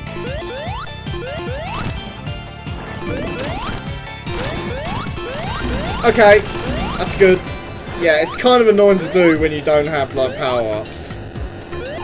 Or supersonic. Like, the intended way is to like, obviously defeat Robotnik's defenses first and then hit the squid robot thing, but I tend to try and do it as soon as I can. Personally. Oh, is this a new sequence? I don't remember that. That must have been added in Sonic Mania Plus, that transition. Cool, yeah, I think you just started off in Lava Reef Zone on the original, so that's kind of cool. So it's clear that like, the Sonic Mania team give a shit about consistency. And Lava Reef Zone is like the greatest Sonic level of all time. I'm sorry, nothing can beat Lava Reef Zone. Everything about the level in Sonic 3 Knuckles is sheer perfection. The music, the atmosphere, the level design, you can't beat it. You can't beat Lava Reef Zone. Anyway, where was I? Oh yeah, I was talking about the best animated features. Right? So yeah, Klaus should have like won. But it's just like the Academy doesn't watch animated movies. They get their kids to decide the winner, which is complete horseshit. They don't watch them. They just go, oh, what did my kid like the most? And they vote on that level, and it's complete bullshit. Not a fan of it. So yeah, I'd rather anything else, but well, I don't know. I'm trying to think, what were the other nominations for Best Animated Feature? How to Train Your Dragon? Maybe, I don't know. I'm trying to work out if Toy Story 4 is better than How to Train Your Dragon 3. Because How to Train Your Dragon 3 was kind of standard animated feature that's kind of boosted a little because it's of its finale status, right? But it's kind of average for the most part, outside of that. Missing Link, it was fairly average. It was just like, it's got really good animation, but I don't know, it just didn't really blow me away, Missing Link. So yeah, I think I would have gone with Klaus personally. But of course, Toy Story 4 wins. Oh yeah, I lost my body was nominated. That's an interesting one, because that's like a French adult kind of animated film, but it was never gonna win. It was on Netflix. I like the hand sequences, but I didn't really. I felt that the story was kind of basic. From what I remember of it, it didn't really leave too much of an impression on me. I lost my body. What else was there? So yeah, wasn't a fan of that. Of Toy Story 4 winning, honestly. But it is what it is. What else? I didn't see all the short films. I saw some of the best animated short films, and I think Kickball is way better than Hair Love, honestly. Hair Love is like the most generic pick you could pick for the winner, whereas Kickball had more heart to it and emotion. Can't remember. Yeah, I think that's basically it for the Oscars.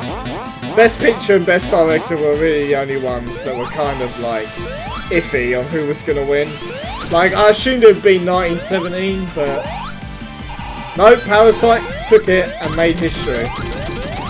But I did find that guy's video on Parasite hilarious. He was like, "Oh, Oscar's gone full woke. Parasite does not deserve to win Best Picture," and then like he wanted Joker to win, and then he admits like he never saw Parasite, and then like the video blew up, and everyone just like took the piss out of him. And then he actually went to see Parasite and was super impressed with it, but by then like it was too late. Like the damage has been done. Like he fucked up by like slagging off Parasite without having seen it. It's so stupid.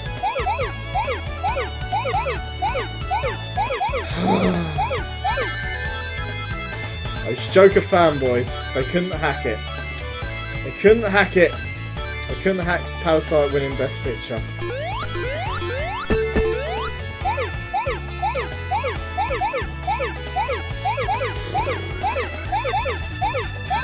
Yeah. I think that's it really for the Oscars. That's all that really matters. Mostly deserving wins. A few snubs. I will say, like, there were a few movies that got snubbed big time, like Uncut Gems and The Lighthouse. I feel those movies should have gotten more than... Uncut Gems didn't even get any nominations in it. The Lighthouse got Best Cinematography, and The Lighthouse was my favourite movie of 2019, by the way.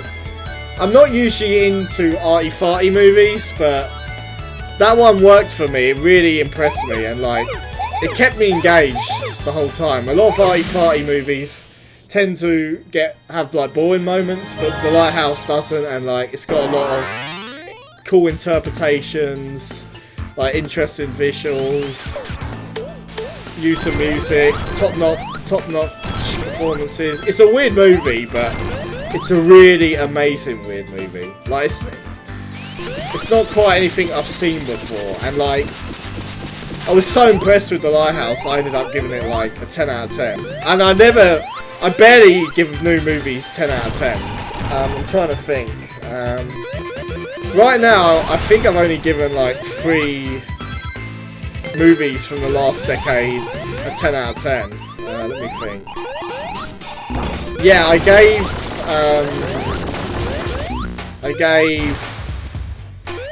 What was it?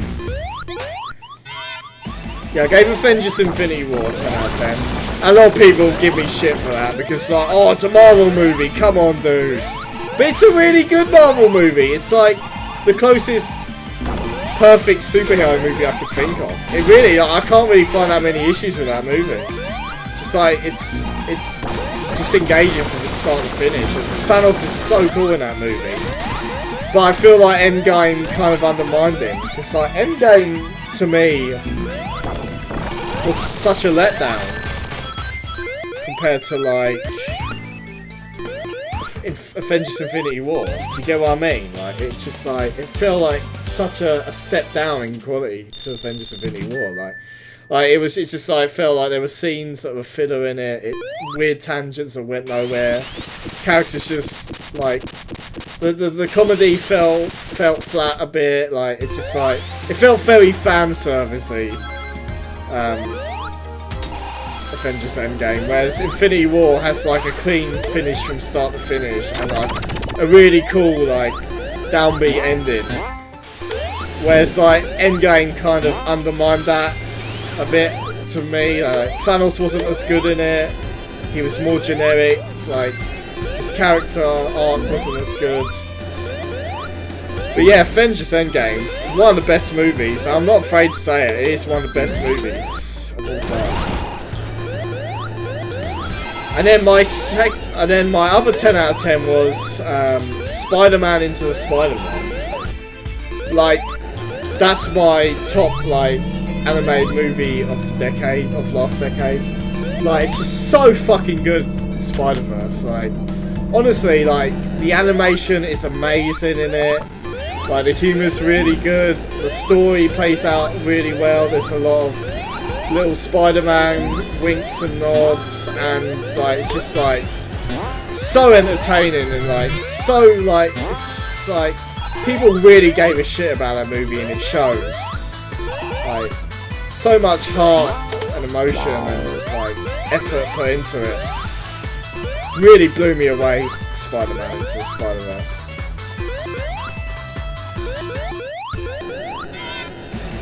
So yeah,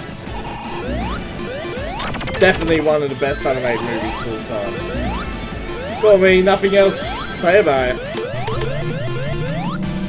So awesome. The last like act in particular, like, holy shit, it went bonkers at the end. It went absolutely bonkers. So that's all I'll say about Spider-Verse. And yeah, my third 10 out of 10 of the decade was The Lighthouse. So yeah, there could be more. There's a lot of movies I didn't see last decade that I'm slowly getting into. So who knows? Like, could be a lot better, I guess. We'll just have to wait and see.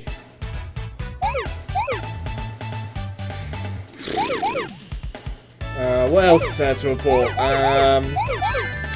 There's that coronavirus. I'm not a fan of that. Because, like, the UK confirmed cases are starting to pop up more and more as days go by, and, like, obviously started in China. I mean, if I ended up getting coronavirus, I'd probably survive, but honestly, I'd rather not get it. But the trouble is, there's no way of knowing where that coronavirus is going to spread, right? Like, as far as I know, it's not where I live right now, but it could be anywhere, right? And you obviously can't see, like, a regular cough from someone might actually be them having the coronavirus. Like, how the fuck would I know if I have coronavirus, right? I might just see it as like a cold, a regular cold. I don't know. I wouldn't know. Like, supposedly it gives you really bad breathing problems, from what I've been told, and that's kind of the giveaway. But like, it takes a long time for the symptoms to show up, from what I gather on the news. And it's really fucked 2020 up big time, because like, the Tokyo Olympics is supposedly this year, but is that going to be cancelled? I don't know. Are they going to be able to solve this potential pandemic, like virus outbreak, before like the summer? I don't know, because like, what are they going to fucking do? They're going to have an Olympics with no audiences? I don't know. Like, how the fuck's it going to play out? They've got till what? Is it June or July to fix it? So it's only like 3 solid months, I'd say. So I'm kind of hoping like it's not going to be cancelled, because would that be the very first time the Olympics has been cancelled? I don't know. I haven't checked the history. And like, what about the other sporting events as well and shit? Like festivals and stuff. Like anything that's happening in 2020. Is it all going to go away? I don't know. So I'm kind of hoping like, yeah, we sort this shit out, right?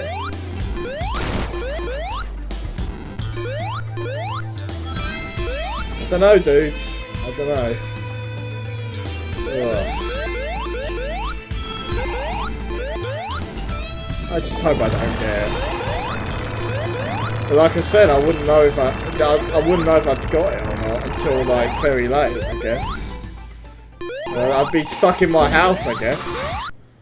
I don't know, would I have to go to the hospital, or would I just stay in my room for like, I don't know, is it 2 weeks or something it takes to go away? Like, I'm honestly more concerned about like my family, because like, the virus has been killing like people who are like I don't know, 50 and above, I'd say.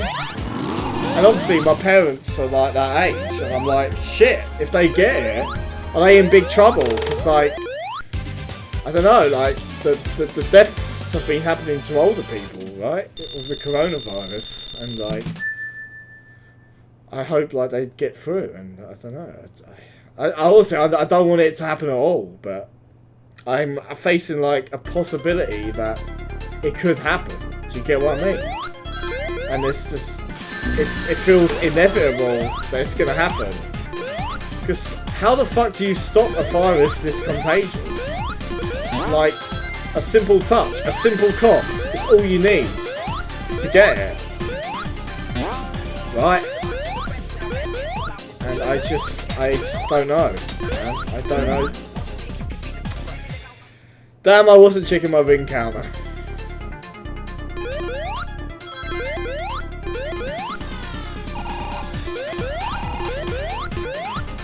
Okay, yep. Should probably get that shield, right?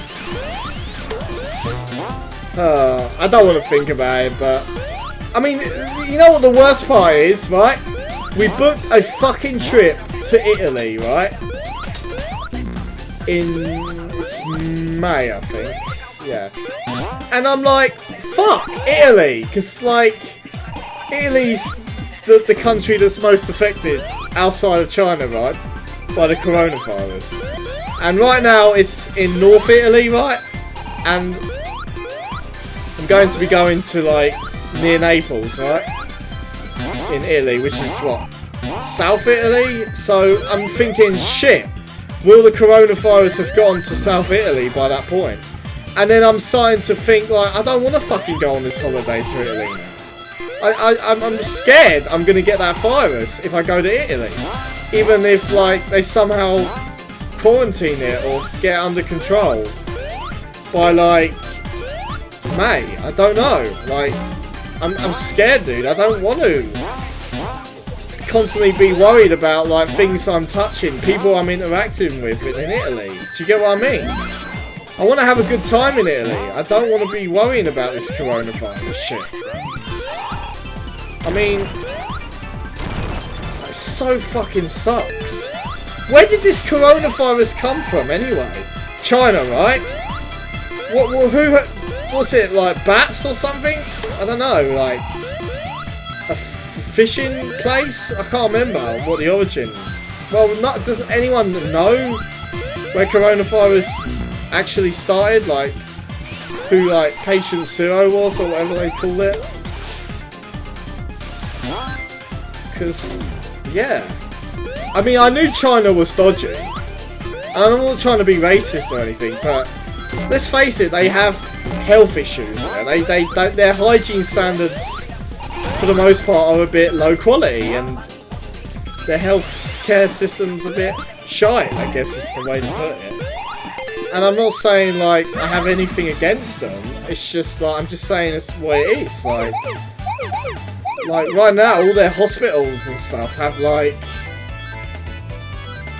no space for all these infected people, right? And there's thousands of cases confirmed in China. And, like, I don't know, are we fucked? Because obviously, we don't know, we haven't waited long enough to find out, like, if we would get the virus again, if we tackled it. Do you get what I mean? So I'm kind of wondering, like, is this gonna be a problem? Like, if I get it, and then, like, I don't know, in another month, I could get it again. Or will I be permanently immune from the virus after I've caught it? It's shit like that. We don't know. Like, and it's scary because, like, it's a very hidden virus. Like, the only thing that might give it away is, like, the breathing issues, right? That's the only way for sure. Like, you might think, okay, I think I might have coronavirus, right? Oh, God. And here was me thinking, like, oh, I'm gonna return to ADrag TV, you know, and, like, get back into making videos and, like, you know, Resident Evil 3 Remake comes out like next month, right? I was thinking, oh, maybe I should finish my Claire playthrough of the Resident Evil 2 Remake, right? And maybe I could fit in, I don't know, classic Leon Resident Evil 2 and, I don't know, Resident Evil 3 perhaps, before it comes out. Like, right now, like, all the stuff is set up perfectly, like, I just have to get it physically done. You get what I mean? I just have to be in the mood to do it. And, you know, like, there's also other things on my mind right now, like, I'm slowly starting to get fat again, because, like, I haven't committed to the gym since, like, December, and I've only just started again. And, like, you know, the move fucked everything up. It's just, like, it's a lot of things, like, kind of on my mind. And, you know, I want to make, like, new friends, because ever since the move, I haven't really found anyone yet. I mean, there's a few clubs and stuff I'm trying to get into to try and make friends, but, like, you know, there's money issues as well, you know, because I don't have a paid job right now and shit. It's like all this shit. I love this Sonic 1 callback. I don't know, man. A lot on my mind right now. I kind of hope things play out better. You get what I mean? Oh, come on! I'm so unlucky.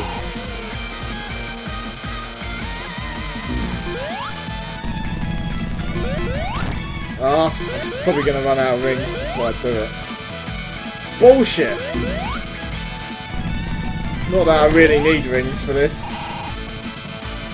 But yeah, I have it. I have, like, the vision in my head. It's just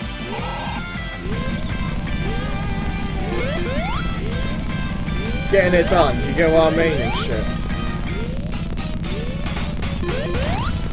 Ah, hold on. I gotta concentrate. Okay. Fuck. Hey, I did it. Woo! Yeah, like, ADrag revisits, like, that has potential. I've got, like, the green screen ready. I've got the camcorder ready. I've got some of the scripts ready. I just have to film myself getting in front of the camera and, like, remembering my lines. And, like, getting the green screen background ready and the sound effects and, like, the microphone and shit. And the gameplay footage is the annoying bit. That's the part that's gonna be annoying. But, yeah, I want to do it, man. I want to make something I hope people will like and maybe get me back on, you know, the YouTube spotlight, I guess. Because, like, you know, ever since, like, I stopped making videos so many years, I've never been able to get a lot of views and public interest again. And people watching my videos, because, like, you know, the Resident Evil 2 Remake videos didn't do very well on my YouTube channel. Barely anyone's watched them, which is kind of heartbreaking, but I guess it's not that surprising when you've been dormant for a few years. But, like, I'm trying to think, like, maybe ADrag revisits will be what I need to get back on the map, you know? Like a retrospective kind of review series, and, like, with a bit of humour here and there. Do you get what I mean? Oh, did I fucking... seriously? Okay, yeah. And, you know, Twitch as well. I want to get back into Twitch. It's just like, I don't know, I've got to get out of this mindset of being, you know, just sitting on my arse or going out for a cup of coffee or seeing a movie at the cinema and actually getting work done. So you get what I mean? I've got to get into that groove, and if I do, like, it will be so awesome.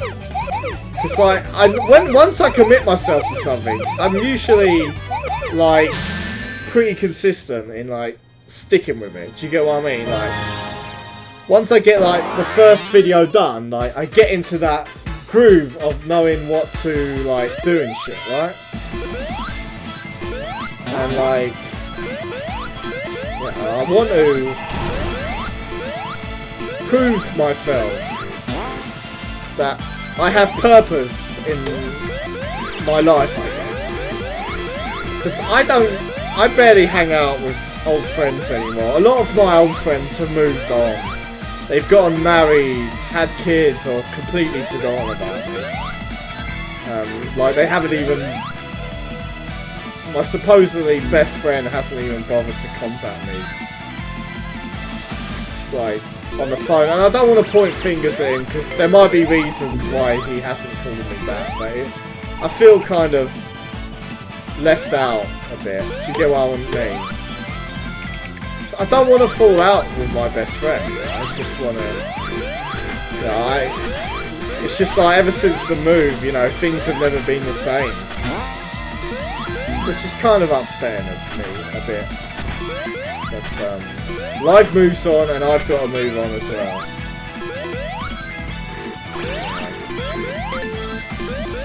It's just the way the cookie crumbles, I guess.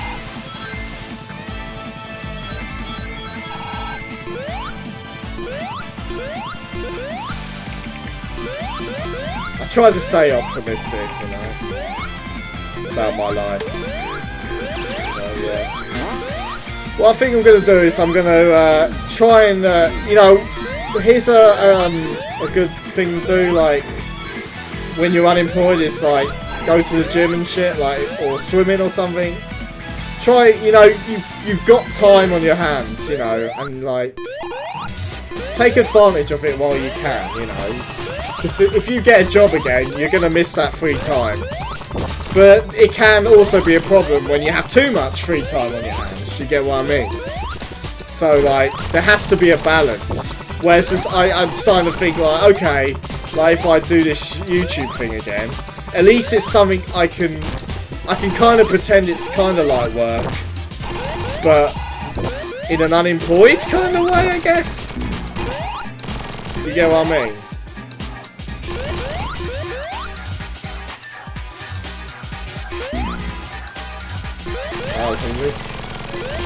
But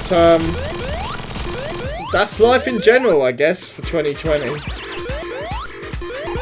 I said it's all gonna boil down to the coronavirus, how that plays out, because like it's gonna fuck a lot of things up. Like, if I got it, it would obviously halt my progress on like making YouTube videos and stuff, Twitch streaming and stuff. Just like, and obviously real life stuff as well. Like, it's all going to depend on that shit. Oh, that makes sense. So I think this is new. I don't remember there being a transition to Titanic Monarch. I really like Titanic Monarch. It's one of my favourite new levels of the game. I don't know, a lot of people didn't like it because it's kind of long and annoying. But, and it kind of rehashes like Scram Brain Zone and, a bit. I don't know, and Death Egg a bit, I guess. I don't know, I like the layout of this level. Personally.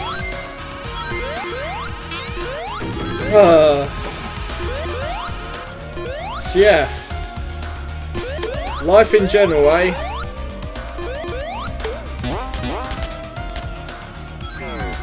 Don't know how it will play out for me, but I'm hoping things will go upwards and I'll get a happy ending. Because you know, I'm getting up there in age, man. Like 29 this year, and I'll be 30 next year. I've never been in a relationship yet with like a girl. I've never had a girlfriend yet. I don't know, like, I just don't know. Like, a lot of things people have done, like, you know, have full-time jobs as well and shit. It's not happened to me yet. I still live with my parents and shit. I kind of want to move out and stuff. You know, get my own place. But I just don't know how to get around to doing it. You get what I mean? And it's like, I feel sad, like I get the impression like people see me as some big loser, if you get what I mean? And I'm kind of hoping that's not the case. Like, I do have issues, but I'd rather not discuss it personally. But I've had like depression issues and stuff in the past, and like sudden bursts of like anger. And I just like I'm trying to avoid that, dude. I try to have a smile on my face as much as I can. I try to be optimistic, not pessimistic, but it's hard, man. And I know I'm not the only one in this situation. I know. There are other people exactly like me out there. I'm sure of it. And that's kind of what gives me hope. I don't feel like I'm the black sheep. You get what I mean?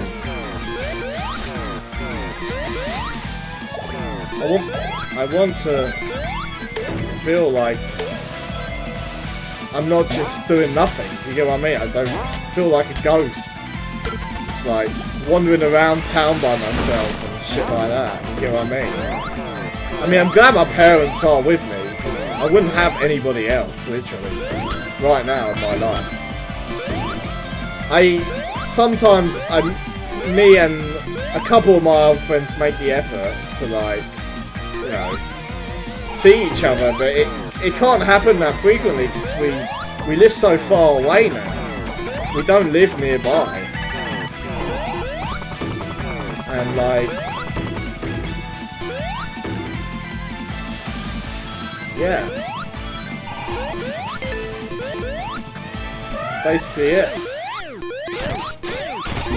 That's basically it, I guess, for me. That sums it all up. Wow, I'm getting close to the end of the game. It's flown by. I'm glad I chatted all this time. Just, like, it reflects on my current situation and like the latest topics and shit and what's going on. Cause yeah, I want to like find people that I can connect with, you know, and not just be by myself doing stuff. Because, like, you know, every time I go to the cinema, I'd rather be with someone, but it tends to be the one thing that keeps me going. It's like, I can see a new movie every day and stuff like that. You know, I'm still looking for work and stuff, but I don't do very well, like, job interviews. And it's getting on my nerves now, because, like, every job interview, like, pretty much, I've never successfully gotten through and shit, and I don't know why. You get what I mean? Like, it gets incredibly frustrating.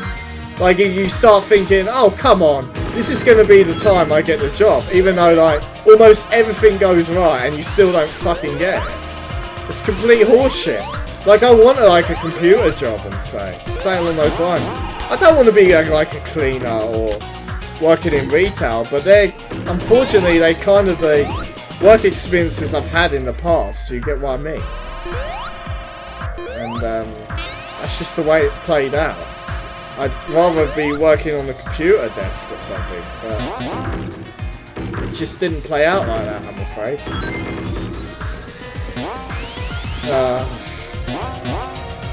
Stay positive. Stay positive, man. There will be a good outcome for you one day. You have people who love you. It just, there's so much negativity, you know, that's built up. I've got to find the answer. The meaning of my life. Like, what I want to do. How do I do it? All that. So yeah. I keep saying things, but I'm not getting them done. I know my weakness, dude. I know my weakness. And I've got to overcome it. Maybe I'll do some podcasts or something with a few friends. Well, if I find some. It don't necessarily have to be friends, but maybe, I don't know, people like, who want to do a podcast with me. You get what I mean? Maybe share my interests in like video games and movies and stuff. That's what I need. I need to find that. Because right now I just feel like I'm stuck. Do you get what I mean? I just feel like I'm stuck in one place and I don't know how to get out of it because I haven't learned how to do it yet, even as like an adult. Whereas a lot of the things people learn naturally have probably already done it by my age. Do you get what I mean? So yeah.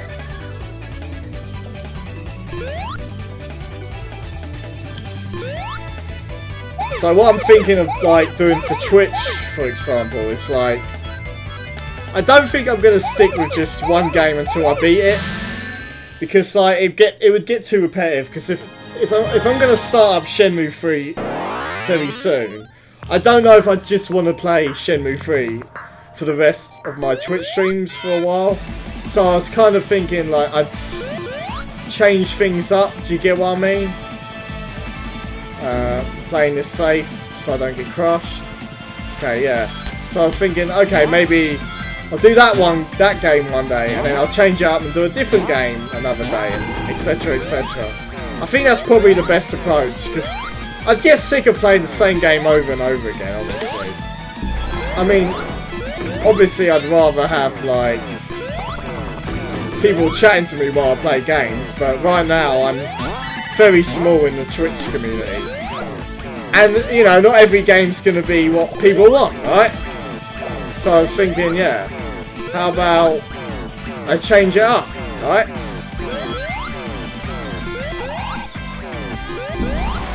So yeah,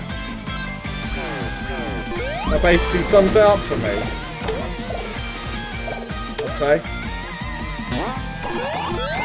Okay, yep.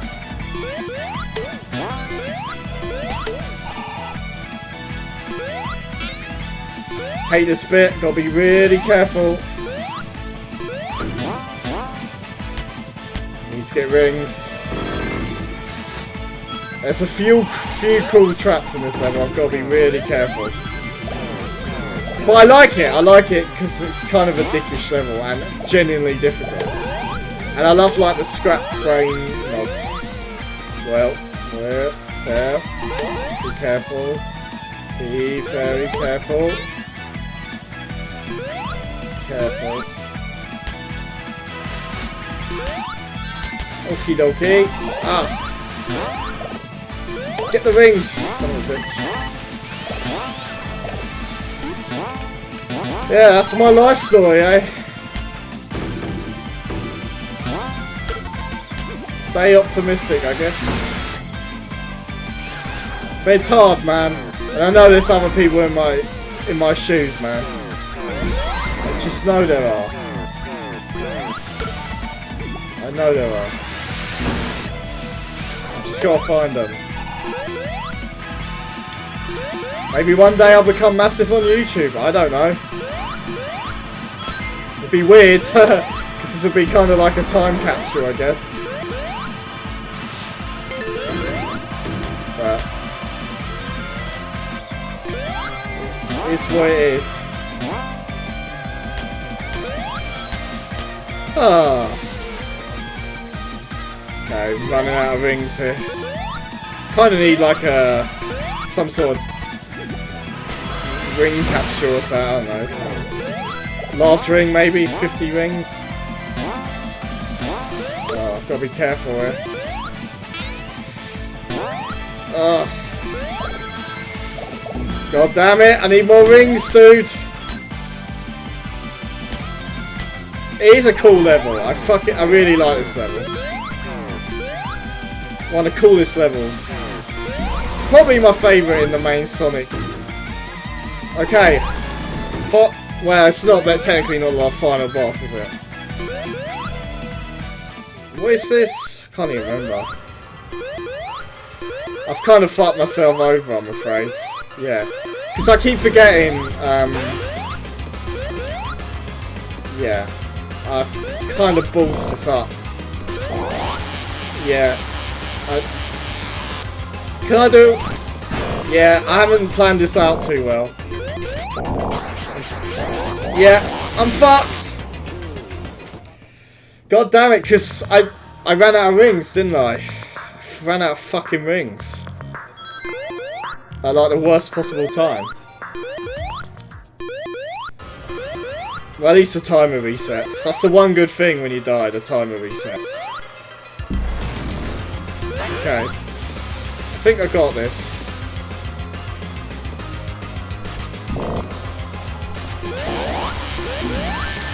So the best way of doing this, I'd say, is deliberately kind of injuring yourself, I guess. Which is called like the invincibility hit, right? So you deliberately hurt yourself, and then like, yeah, you just take the hits. Oh, there's these parts of it. Not a fan of these. And then like, come, it's like, yeah, I could lose my rings. I'm not a fan of them. So.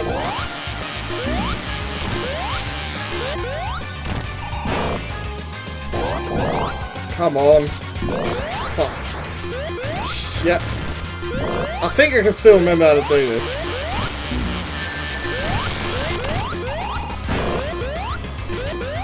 Ah. This is the tricky one, if I recall. There's like, a lot of rings you have to... Yeah, this is it's the spinning one, right? Yeah, I'm not a fan of this. Oh. Hate this. Hate this room. No! Fuck! It happened! What I feared would happen happened. Bullshit! Bull fucking shit!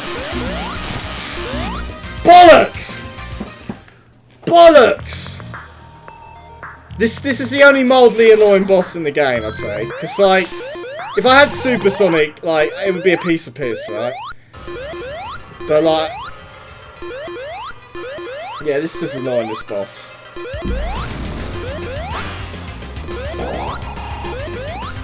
It's not that hard, but, like... There's rooms where you lose all your rings and shit, right? So the best approach is what I said. Just deliberately tank the hits.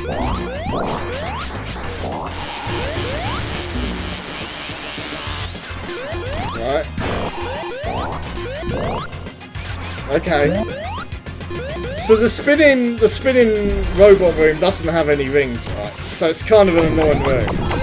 This one does. Right. Okay.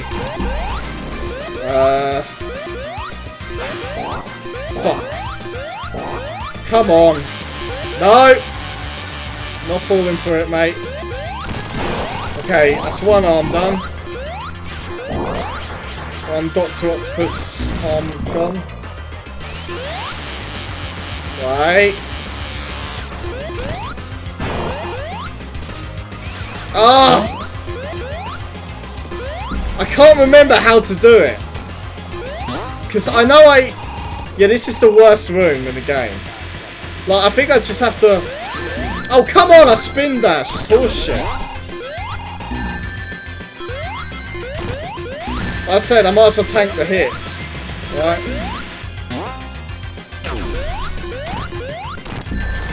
Oh, no! It did it again! You son of a bitch! You son of a bitch! I don't think I can do it. I don't think I can do it without rings. It's pretty hard to do without rings. Because I've got to dodge missiles and the electricity.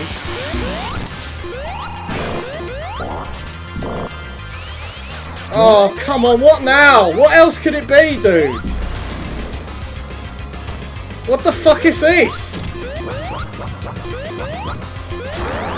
Oh, come on, dude. That's bullshit. That's Barry bullshit. And I don't think I can go back, right? Yeah, once you... Shit! How... I can't believe I can't remember how to do it. Like, the faster I beat it, the better, right? Yeah, this is bullshit, dude. This is Barry bullshit. Oh, fuck off! How did I lose my ring straight away?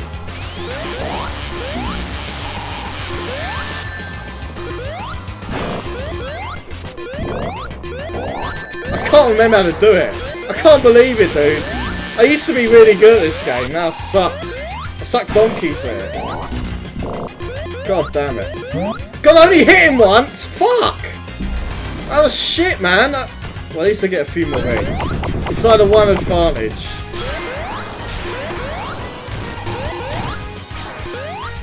Come on. How comes that one whoops really quick? The other one doesn't. Oh, fuck off! Fuck this boss. God. This shouldn't be too hard, dude.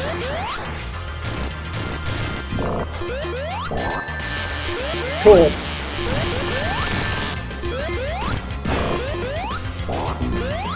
Ah. I can't remember, Dan. Yeah, there's no rings in this room, right? There's no rings. Okay. Is that it? Do I just stand here and wait it out? If I can get through this part without losing my rings, I'd be pretty good.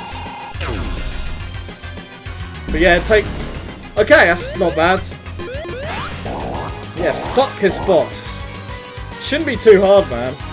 But I'm having a lot of trouble beating it. For some reason. Okay, the less arms the better, right?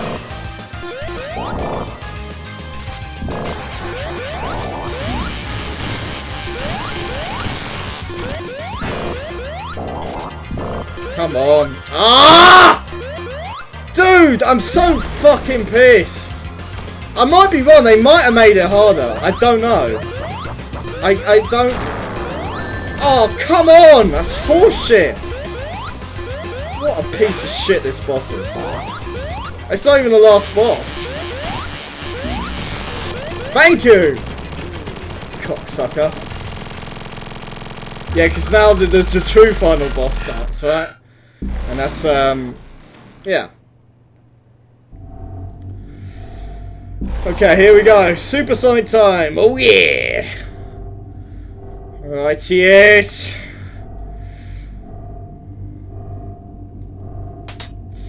Alright, mate. What the fuck? Oh, yeah, yeah. They merged together, right, or something?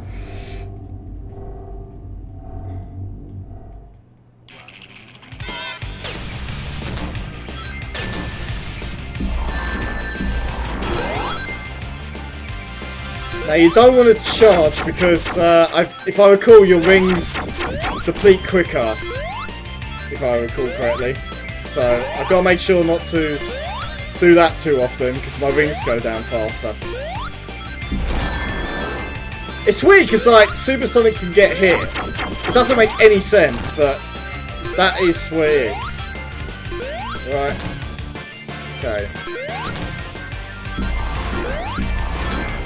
So I don't want to boost into it, because if I do, I lose my rings faster. I remember I didn't know like that trick, and then it got a lot easier, because I did that and shit. So yeah, we'll take out this egg guy. Egg... I can't remember the name of him. Is it Egg Empress or something? I don't know, I can't remember the name of the boss. Might be a totally different Sonic boss. But yeah. The true final boss, eh? Okie dokie. Fuck you, Robotnik. I shall never call you Eggman!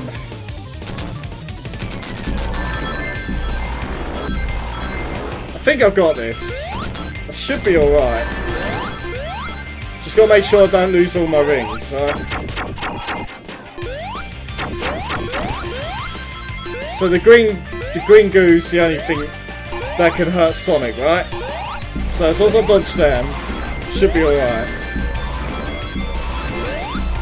Ah! No! No, I didn't mean to do that! No! No! I accidentally boosted. I told myself I wouldn't boost, and I fucking boosted. No! No! Now I've got to avoid the hits. See if I can do this. Come on. I need the rings, dude!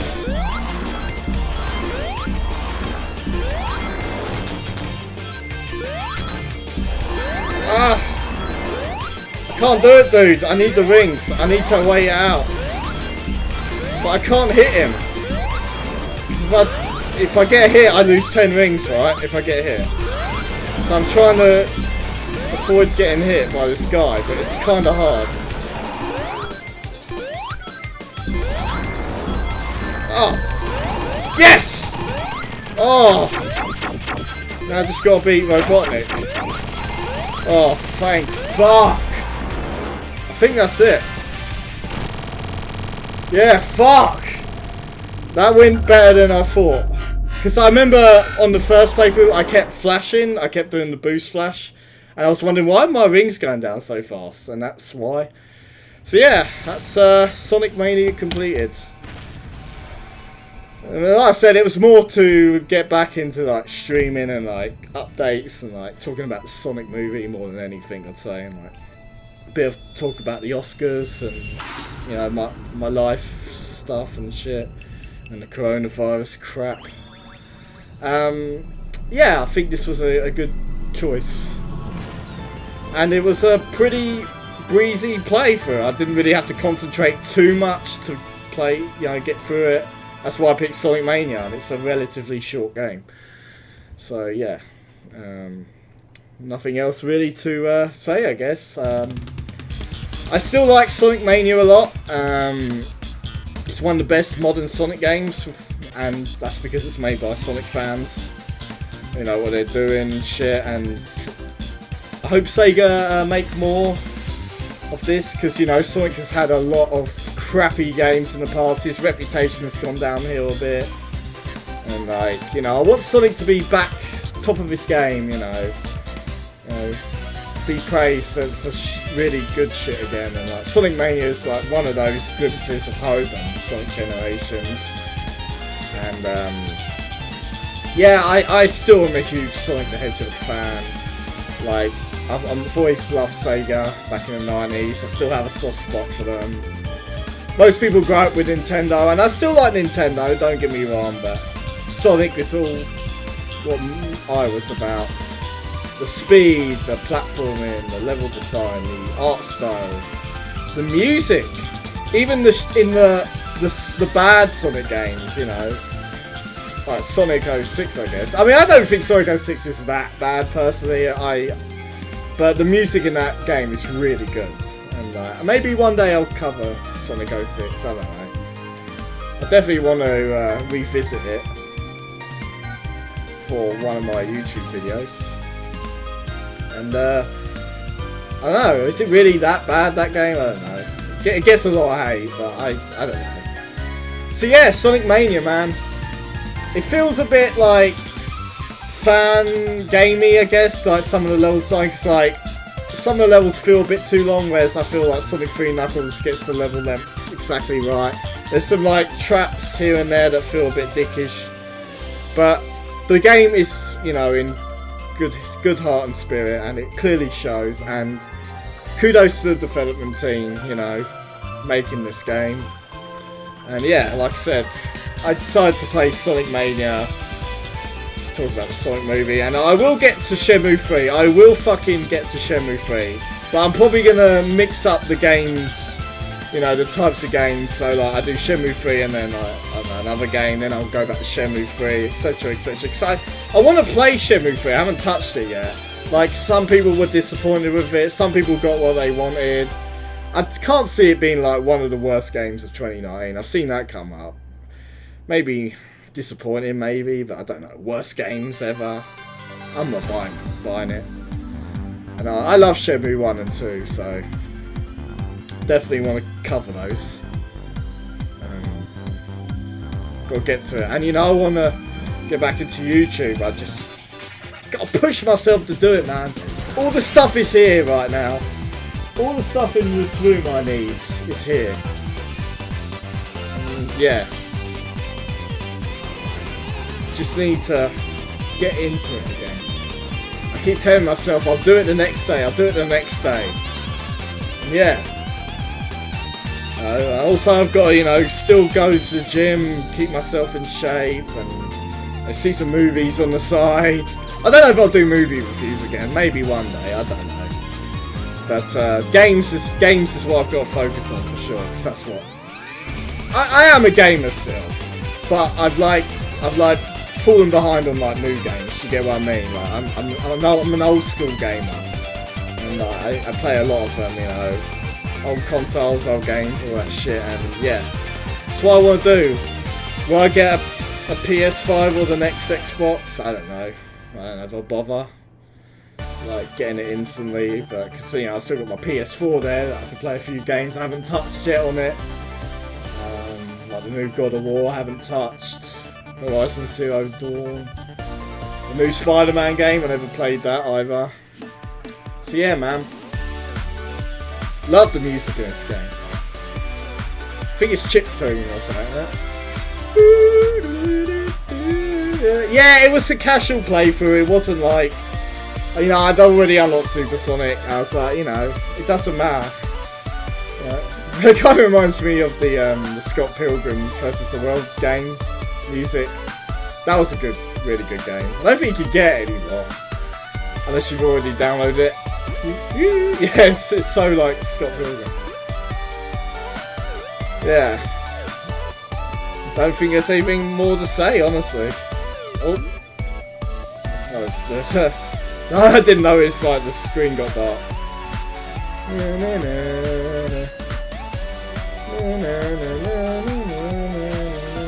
It's my mouse cursor.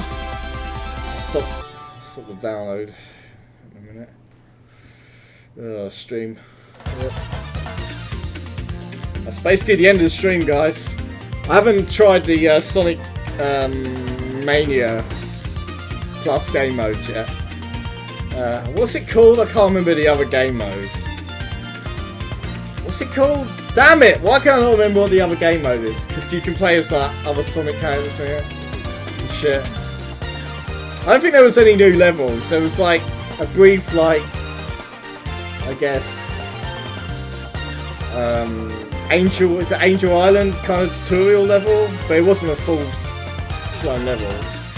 It's a shame like the Sonic 3 and Knuckles like rights are still like in limbo because of the Michael Jackson music. Because I want to see like Sonic 3 and Knuckles get like a Christian Whitehead for, but I think there's a lot of music rights issues with it. Like Ice Cap Zone and stuff like that, Compromise. There's just a lot of music rights issues. And that's why they can't do it, I guess. Because people wanted Ice Cap Zone in Sonic Mania, but I think there was a music rights issue with that level, which is why it didn't make the cut. But I don't know, maybe I'm wrong. No idea. Oh, a bit of an itch there. So yeah. Need to play more games, man. Need to get back into it. Definitely need to get back into it.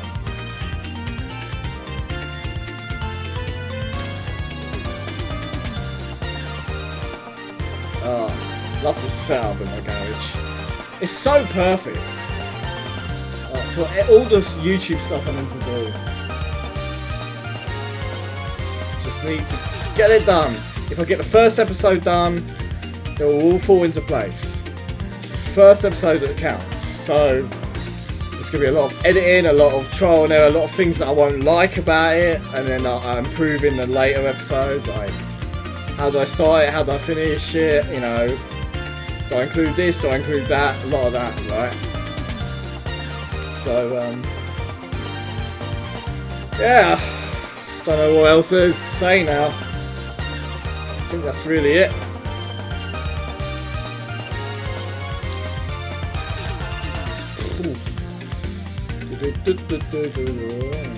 Move my mouse. I think the Twitch stuff is set up. Oh yeah, we're getting fibre internet in our village soon, so that will help a lot. Super P out, Sonic's ability from Sonic CD is now unlocked. I swear I already unlocked that. So yeah, once I get this knock. Yeah, I think I've already unlocked all this shit. So yeah, once I get the fibre internet, which should be coming soon, I won't need my 4G router anymore, so that'll be handy.